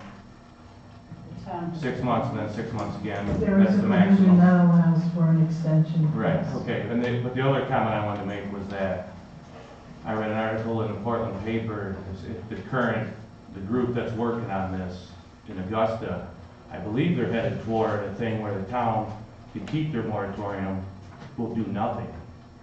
You won't have to vote on banning social clubs or storefronts. I believe it'll be the opposite. You have to vote to accept it. So that might make it a lot easier. Yeah. Depending on what people want to do. But this is all up in the air because they are rehashing the entire thing. And the ORC hasn't started. Monday, I believe, is when we're going to start, Okay. the 23rd. Mondays, okay. Because we haven't had meetings for 2 of the ones recently. But I think it may get way simpler for the town, if that's what they're going to do. Thank you. Thank you. Thanks, Jason. Monthly, financials. Department year-to-date expense report and HFA's.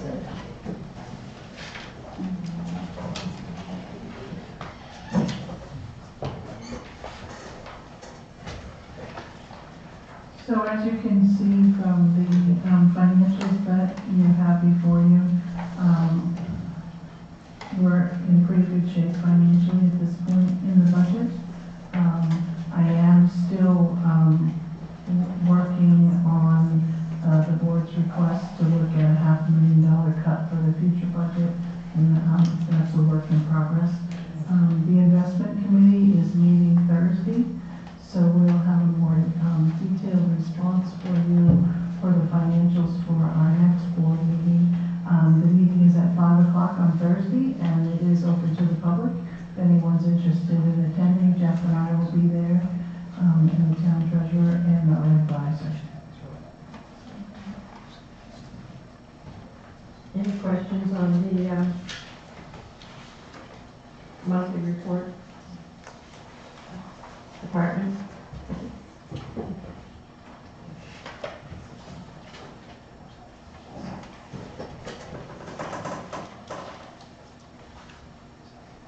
Everybody else set on this? Okay. Well, we'll keep on going then. Signed municipal valuation return. This is a document that I know that you're familiar with. You've all been on the board as assessors for a long time.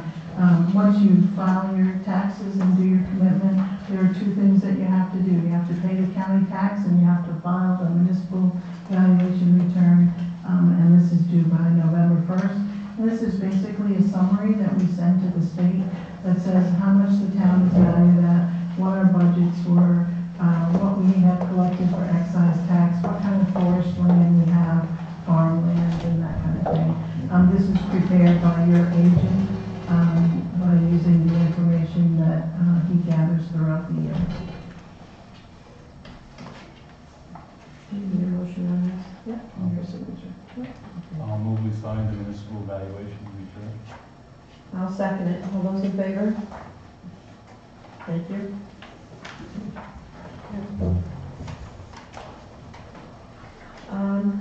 The next is request for recording secretary for Historical Preservation Commission. I received a request from the commission for a recording secretary.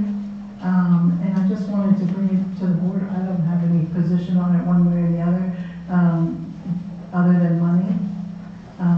I don't know, John, do you have any idea what we're looking at for a budget or? We had thought of one about 6 months ago, but now since everything's sort of swirling around, I'm still not quite sure. It would probably be the same price that you paid. One of the problems is that we are using one of the commissioners to take the notes. And it's really difficult for her to take the notes, and she's doing a really good job, but also to be a commissioner. And it is, you know, a lot of work, a lot of pre-work, and a lot of thinking. And we would like to see it. It would be a big help to us.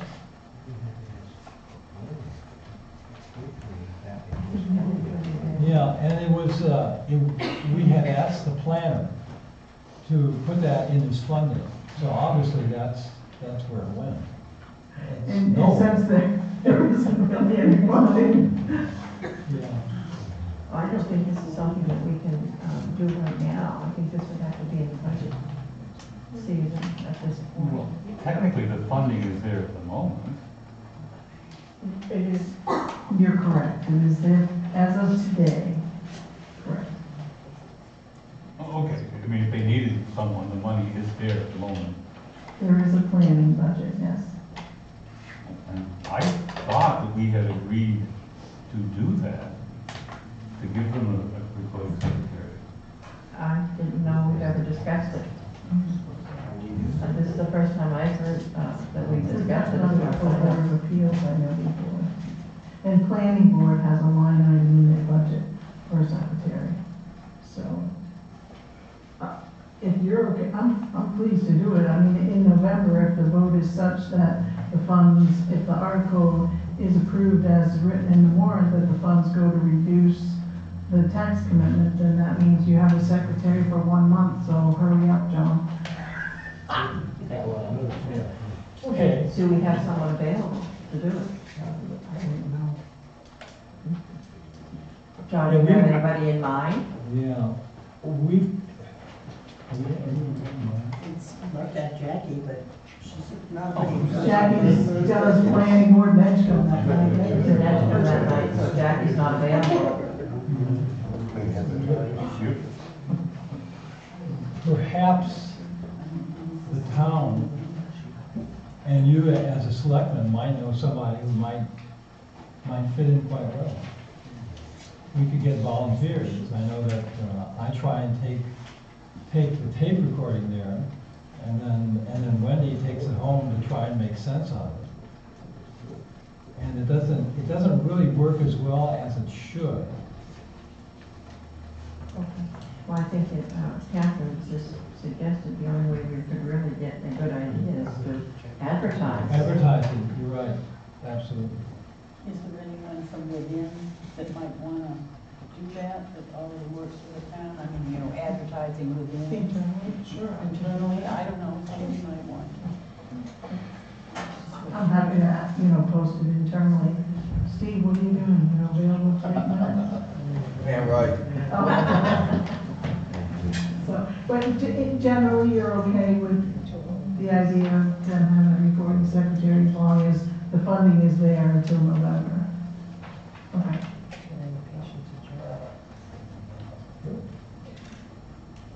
Thank you. Okay, bid opening for winter sand.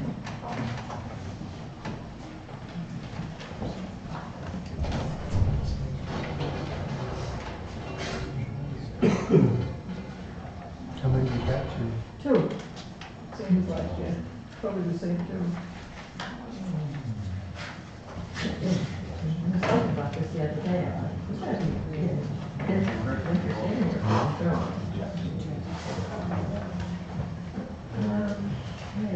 This is from Forest Products and Earthwork out of Jefferson, Maine. For 1,700 to 2,000 cubic yards of live sharp, 1/4 inch green winter sand loaded on town provided trucks, $5 per cubic yard. Approximate mileage to Hodge Street, 18 miles. For 1,700 to 2,000 cubic yards of live sharp 1/4 inch green winter sand delivered to the town garage, $10.95 per cubic foot. Estimate yardage delivered per day, 300 to 500 yards.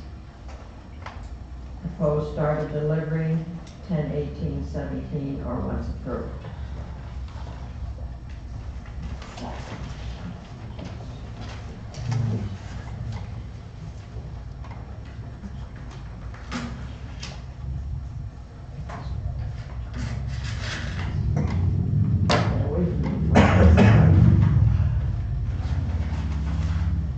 And this is from Hooker Construction. For 1,700 to 2,000 cubic yards of live sharp 1/4 inch green winter sand loaded on town provided trucks, $8 per cubic yard. Approximate mileage from sand location to Hodge Street, 10 miles. It's coming from Whitefield, Maine.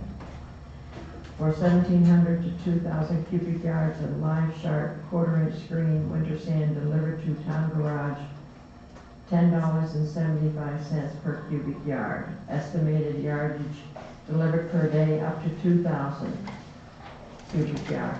Proposed start date 10/23/17.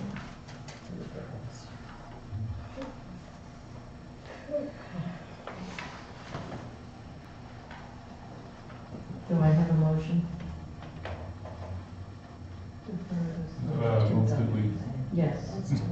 Well, yes, move we pass this on to the on to the town. town manager and to town road commissioner for their,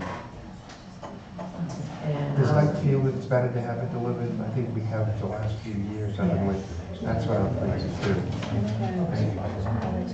okay, all those in favor? Thank you.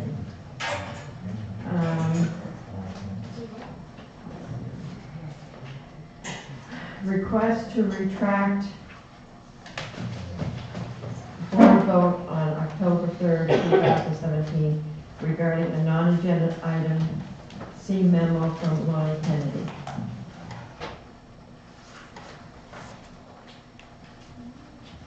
Is Lonnie here? Yes.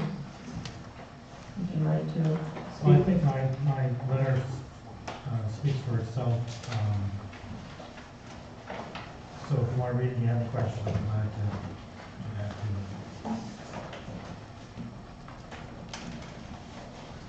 Well, in doing some research, according to our rules of orders and procedure for the Wiscasset Board of Selectmen, you are correct. It states in here, matters which are not on the agenda may be brought before the board only when the board votes to suspend the rules of procedure and add that matter to the agenda. So rightfully, before that motion was made, we should have taken that item and put it on the agenda to be able to vote on it, not to vote in public comment, according to our rules here. okay, and if we're going to go by that reasoning, then was the board out of order when it passed the motion to ask the manager to cut $500,000 from the budget? That wasn't on the agenda. Yeah. Yep. Yes, it was.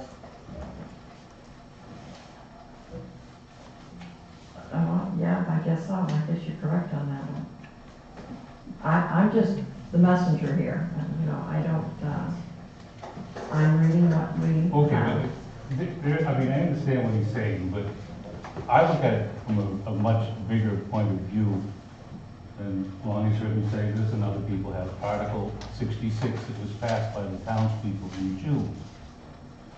I don't know how we could read that article and accept it. The townspeople voted that they no longer approve of the process the way it's going forward, that the state is not keeping its end of the bargain. But I think Marion has read that more than once, that it's not what that state, what people are saying, to me, what people are saying now is not correct on what we voted for in June. Exactly. Am I correct? I think I'm correct on that, because it was, the article, the petition was for changes that were made. Yes. And there have been no changes made, as far as I know. The article reads that if the state does not do everything that it said that it would do when we passed option 2 a year ago, then the townspeople no longer support No, option 2. it said that to not support the changes to option 2. Not supporting option It 2. didn't say anything about not supporting the project. All right, let me rephrase it, that's right. Option 2 was off the table as far as the townspeople were concerned. No, the only thing they voted on that referendum was the changes to option 2, not reject the changes to option 2, not to reject option 2 as a project. And if I'm not mistaken, from what I've read in the paper and seen, the changes was the federal funding was one of them, if I remember correctly. And there was another that came out after we did our June vote, which really, then not accepting federal funding is not the town's problem. I mean, it's not our issue. They chose not to take federal funding for whatever reason. When the townspeople voted for this, they believed that the federal government was going to be involved in the rules that the federal government would use regarding historic districts, so on and so forth, would be implemented.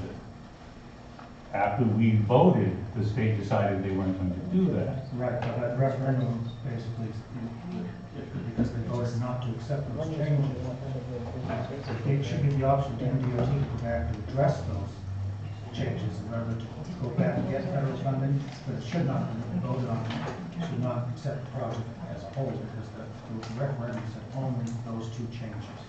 So people voted on those 2 changes only. It also refers to the state originally was going to do parking down on the Creamery War, That was all. and they took that out. That's right. Maybe we need to get a legal opinion from our attorney, but I mean, I read that it says the townspeople supported what happened a year ago as long as the DOT does everything that they had put forward. After that vote, the DOT has removed some things here and there.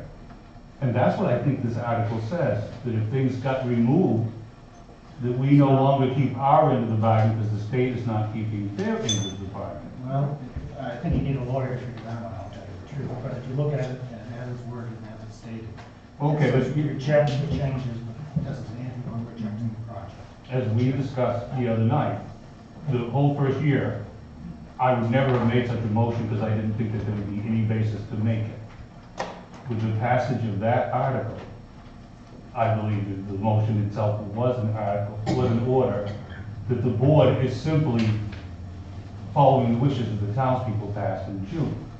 But when you took a vote in the last select meeting and of the public comment section of the meeting, you did not give the opportunities for other people that would want to speak in favor of the project the chance to speak, because it wasn't on the agenda, we didn't know what was happening, and people were moving it. But my point is, that decision was made by the townspeople in June. And which is where you and I don't agree, which is fine. But I maintain that the townspeople made that decision. But you voted the last select meetings because of the downtown parking. That was brought up in the discussion, that you're not going to support the project because the parking could go away. That was not in the referendum. That language was not in the referendum. There was the 3 items, the creamery and funding and I forget what the third one was. Historic preservation.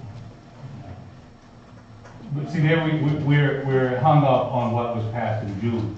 I believe what was passed in June covered all of that. Well, the point is, you took a vote at the last meeting, after a public comment. It went well over 30 minutes by the way. And the room was packed with people that are not for this project. Very well orchestrated. No opportunity was given to people with opposing views to state their peacefully to the vote. And that is not democracy. No way you can look at that and call that democracy. It should have been on the agenda so people have the opportunity to come here and state their opinion. And then you could take a vote because you represent all of us. You don't represent a small interest group. You represent every citizen in this town. And every citizen should have the opportunity to come and speak before you take it to the vote. Okay, like I said, and we go back to June. I feel that the vote was taken in June. You're taking another vote on a different issue in June. No, I don't read it that The way. referendum did not say to do away with the project. The referendum said to reject the changes to option 2. That was June's referendum. Well, okay, that's your interpretation. I don't agree with Get it. your lawyer to interpret it. Well, like I said, maybe we need to have a lawyer interpret it, but in my opinion, the motion last week was simply carrying out the wishes of the townspeople that passed in June, which is the responsibility of the Board of Selectmen. Right, and there's a procedure to it, which is obviously found out was not followed. Is that correct? If we are carrying out wishes that were passed in June, then... No. No, I hear what you're saying, The that... vote last week, you did not follow procedure. It should have been put on the agenda and then voted on. That's in the rule. No getting around. But also, your motion was, says Ben Rice Jr. moved that the board does not support removing any downtown parking as it now exists. That was your motion. Yeah, okay. It had nothing to do with the vote in June. Well, see, I think the motion actually supports the decision that was reached in June. That's where we have a sticking point. Parking was not part of that referendum. Wasn't even mentioned. It was just changes to option 2. Period. It's very clear. We can get it out and read it. Well, apparently it isn't clear because we don't agree. A lot of people don't We've agree had a on it. discussion before because you voted immediately the next select meeting after the June referendum vote to not support the project. And then we talked about it then in public, at open meeting like this, because we didn't feel you should have the right to vote that way because that's not what the referendum said. Yes, and I admit I kind of garbled up that, but my intention was that the board support the decision that townspeople had reached regarding Article 66. I think the fair thing to do for all citizens of this town is to put it on a future agenda and have another vote. So everybody has their right to speak in a democracy. That's true, but let's get to the bigger issue. I mean, I am really disappointed with the DOT because I really believe we went up and met with them a couple of years ago that, you know, I got the impression that it was a department that really wanted to listen to any community and that they were more than willing and capable of making changes if a community wanted to make changes. And in June, in my opinion, the townspeople made a stunning reversal from the year before. And it would seem to me that the state, in good faith, at least should come back down and be willing to talk to the Board of Selectmen or the townspeople and listen to what we have to say.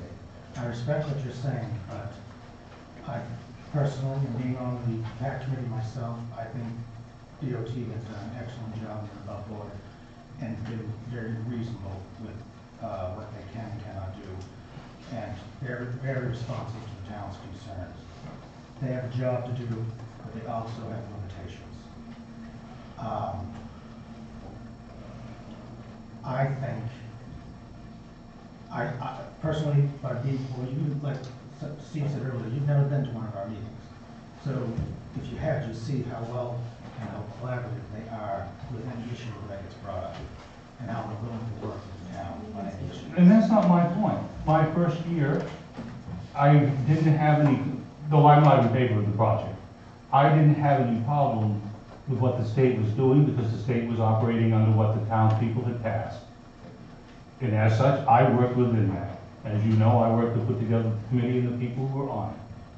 But in June, the townspeople did reverse direction and... Based on very faulty information that was flying around the flyers Well, around town. but- Let's but- be but- honest but- about wait a that. minute, Let's wait. be honest about that. I mean, they had thrown in the post office parking issue in with that and everything, which was, I mean, those flyers are pretty sleazy. Okay, Let's be honest. I think right now we're getting off the beaten track of where we're headed.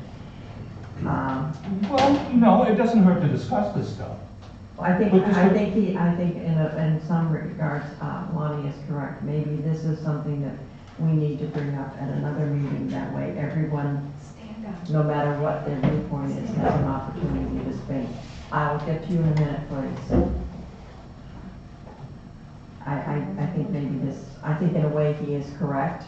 Oh, it's not just, and I appreciate it, but it's not just in the way, you just read it from your own rules. I did, I understand that.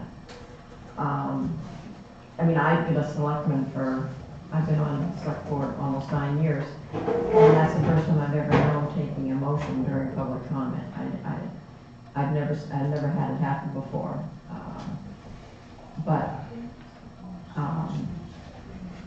don't know how the rest of the board feels. I think maybe this is some way to keep everybody happy, make sure everybody has their viewpoint heard, that we put this put this item on the agenda for the next meeting, That would be the fair thing to be fair to everyone. I don't, we're willing to do that because it's not the bigger point here. The bigger point is following the wishes of the townspeople. And I really believe at this point that the state is not doing that. They were doing it up through June. But with the passage of You're that. right, your opinion, but let's put it back on the agenda, and let everybody that has an opinion come back to you and state their opinion. I'm waiting for some input from the board. Well, I think the vote will be the same, but the rules say we approve by doing what we did, I guess. So I see no reason why we can't put it on the agenda again, and then everybody's happy. Keep peace out there in the land. I don't know if we'll be happy, but we'll. Yes, Bob. I was gonna say, I don't want to vote on it again, but nobody's gonna be happy. No, but we choose. Jim? Yeah, we should vote on everybody. All right. Would you please put this item on the agenda for our next meeting? Thank you. Have we received any correspondence from the state, DOT, the governor, anybody? No. Well, I think that you should write them again. I do think in that sense, they are not listening to the townspeople. That was a stunning reversal, whether people liked it or didn't like it. It was a big reversal in 1 year. This people were saying, the more people learn about what is going to happen, the more people are leery of this thing. And I am disappointed that the state has not been willing to talk with us, and I really thought that they would, and I am disappointed. Yes, ma'am. Come up to the podium, please, state your name. I'm Cordelia, and that's right. Wiscasset Bay Gallery. I just wanted, because this has been such a fraught discussion with downtown and with residents and so on and so forth, I just wanted to say just one more time, another change that happened since the 2016 vote was that it was, as Steve was saying, was that it was revealed that the traffic engineer, the DOT traffic engineer had scrubbed the paragraph regarding the severe impact on businesses, and therefore I think that's where we came up with the parking piece. And I just want to sort of throw it out there that, 23 business owners downtown feel that downtown storefront parking is critical, but they would be happy with option 1. And I just want to point out that option 1 offers nearly the same traffic flow, the same pedestrian safety, and it can be designed with the same ADA compliance. And whatever the downtown improvements that the town wishes can be negotiated with the DOT. So, but option 1 also offers storefront parking for us, and i.e. economic viability. And I'll say one more time, I can't tell you how many people, and I don't ask them who come into our gallery, say I stopped because there was parking. So option 1 is a compromise that I think we can all live with and thrive with. So, I hope on some level that folks that are having a hard time with the idea that we're somehow, rejecting everything by saying no to option 2. It's a plea to say so much of this offers the same thing, and can we just have our storefront parking? That's yes. Thanks. Thank you.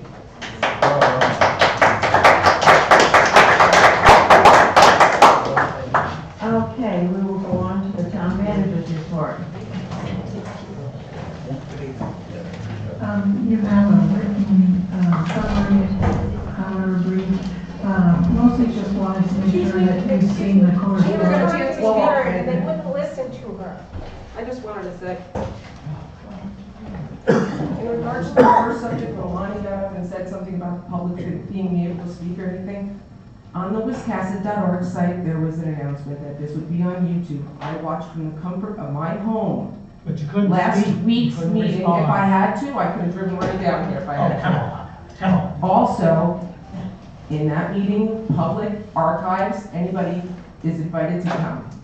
It's also announced on the board that anybody who has an interest can come to any meeting. If you have a sincere interest in the town, come to a meeting. They're online.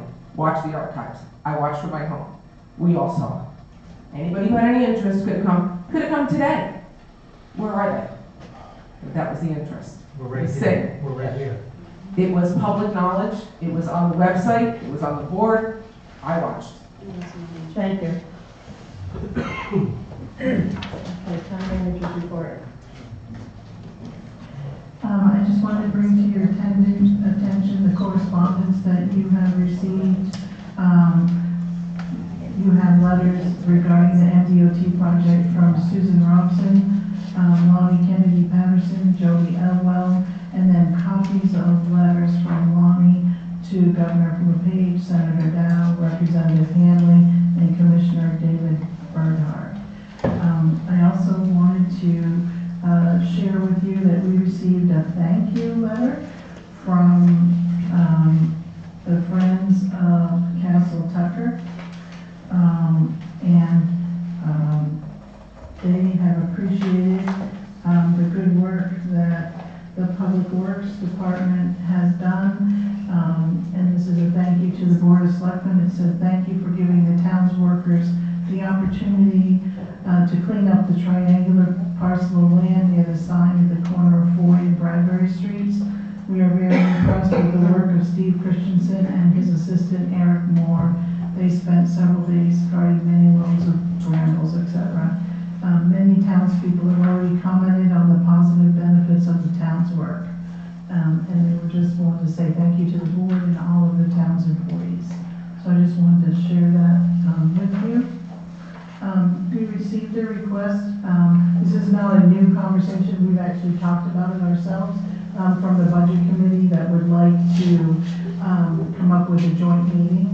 And so we talked about it on the board, and I don't know if you want to set a date and a time tonight, or if you'd like to think about it.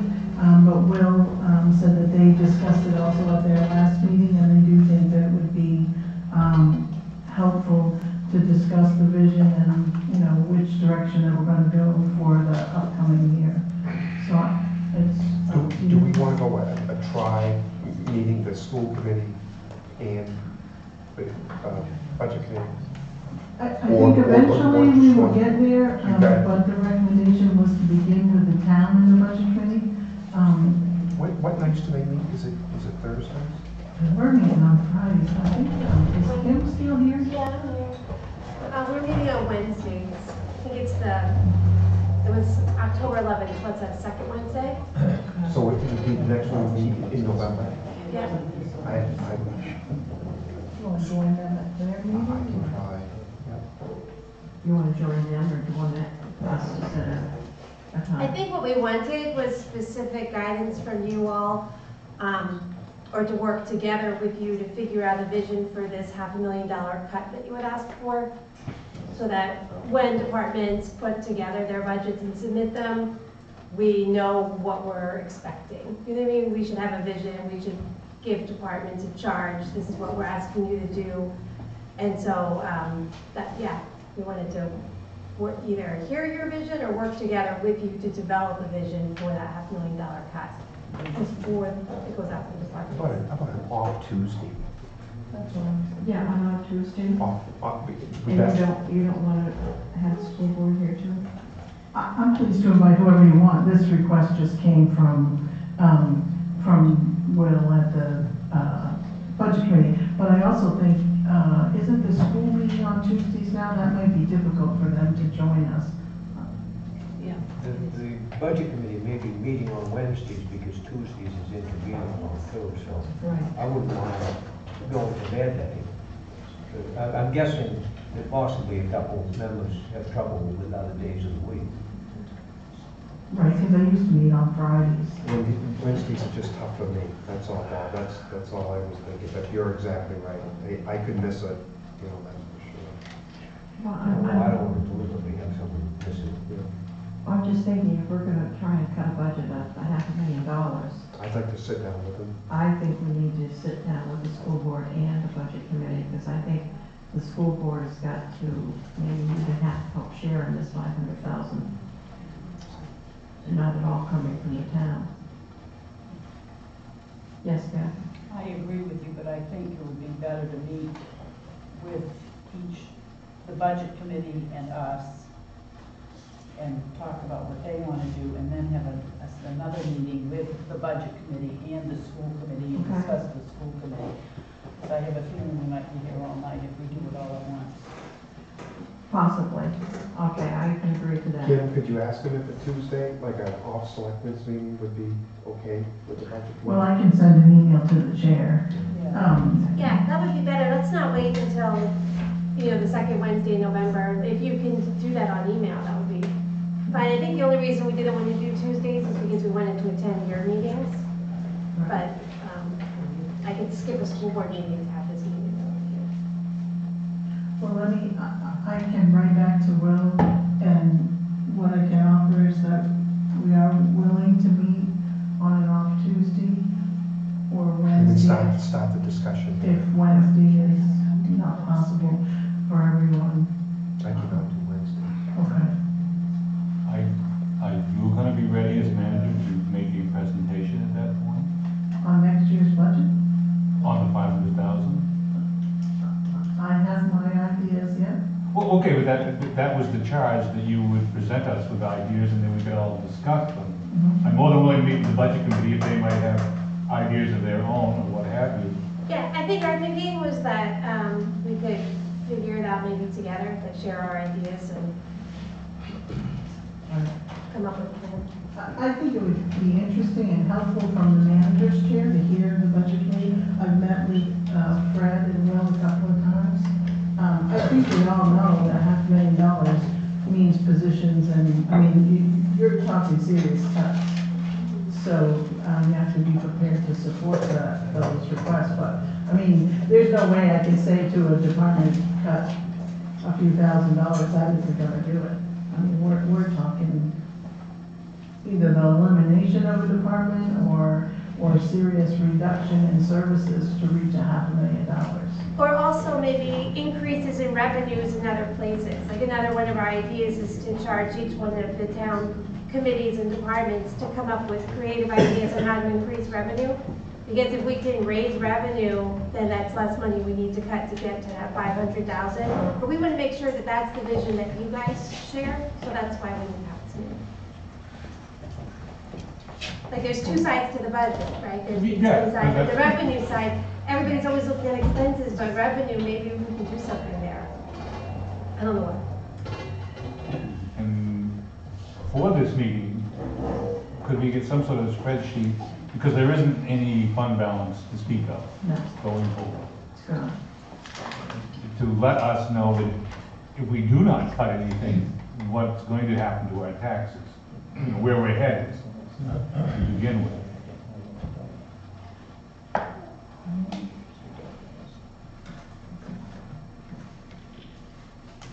Okay. I'm willing to meet any night you pick. Okay, so I'll respond to Will and try to stay away from Wednesdays and see what will work for them, because they are also trying to get a lot of folks that can meet on the same day. I do think you have a full board now, correct? There's There's two one- people who didn't come. There's just one more slot open. Okay. Yeah, and we're working on that. I'm just waiting to meet them. Oh, okay, okay. All right. So, I also wanted to let you know that we received a resignation from David Cherry from the Public Advisory Committee. And he says, with deep appreciation for the opportunity given to serve and regret, I'm hereby resigning my position on the Public Advisory Committee. There have been some personal issues that have arisen, and he stopped into the office today and wanted to make sure that I conveyed to the board his thanks and appreciation for the opportunity. So I just wanted to let you know that. We'll move, we accept his resignation with regret. I'll second it. All those in favor? We received from Lucia Drobey, who was, as you may remember, the representative for the Wiscasset Art Walk. She wrote a very nice thank you to participants, sponsors, guests, artists, community partners, and friends, to say thank you to the board for the support that you showed, and also gave a summary of the success. And so I wanted to be sure to share that with you. That was a great partnership between the town and an outside agency that I think made some evenings in the downtown a lot of fun. At least that was my perspective. And I only attended 2 of them, so had I been able to attend them all, I'd had more fun. So I think that was good. Wanted to give you a legal update on the Bryant versus the town of Wiscasset. You may remember that that's an appeal of the planning board decision and the fireworks decision. Oral arguments before the law court were heard last Friday, October 13th, Friday the 13th. I don't know what that means, if anything. They were held at Rumford High School. Some of you may remember that the law court has started visiting high schools and hearing real cases. And so the ADB appeal, as you may remember, was against the town's planning board and the Cohens, and I had no idea when we received the decision, but I wanted you to know that that was held before the law court. You may remember in last June's warrant, Article 68, town meeting gave approval for the sale of a portion of land to Central Maine Power. We completed that transaction on Friday, so there is $30,000 in the fund balance now. You may remember that the Article 68 said for the full sum of $30,000, they paid $1,000 when they exercised their option, and then they gave us a check for $29,000 last Friday. So just wanted to let you know that we have concluded that transaction. We received a $500 check from E. Davies Allen. He has committed the $500 towards the renovation project for the Hesper and the Luther Little. I don't know if all of you saw the article in the newspaper about the restoration project, but there's a couple of gentlemen in town that are very interested in having these articles restored and placed down to the waterfront. Ken Bowden has graciously offered to restore these as his schedule permits, and we are accepting private donations for folks. This is not paid for by tax dollars. Please put that in the paper. So if anybody, and no amount is too small. I had a lady ask me if $25 was worth donating, and I think any amount of anyone, if you'd like to see these articles restored. I wish the bolts were still there. I know. So, and also a reminder that the Spirit of America ceremony will be held November 7th at 2 o'clock at the Lincoln County Communications Building. And not because we're trying to be secret, but we don't usually say who we're recommending so that it's a surprise at that event. So we do have a recommendation from the town of Wiscasset, and just wanted to remind you that it is November 7th at 2 o'clock. They do like to have a select board member there to speak.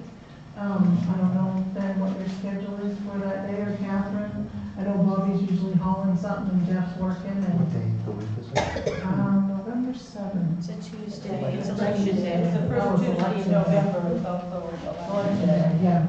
So, but anyway, I just wanted to remind you, and we are we are competing with Westport Island because they're at gold and we're only at silver for the number of people, so the competition is quite fierce. So I just wanted to remind you of that. And that's all I have at this time. Okay, thank you. Do we have any other board business from the board? Nothing? Okay. Then we'll go on to assessor business. We have a couple, we have an abatement. Samuel Ruth Lighton. Board pleasure. Can I make a motion that we take both of them at the same time? I have no problem. One is an abatement and one is a supplemental. Yes. I'll second that. I assume the supplemental is the one returning the money to. The supplemental is money that we're going to be receiving. It's in the amount, they're going to give us $1,512.05. It's for a tree growth withdrawal penalty. Yes. Okay, all those in favor? Unless we make some money on this one. Yeah, we made a little money. Okay. Take a motion to adjourn. So moved. I'll second it. All those in favor? 5-0. Take a picture.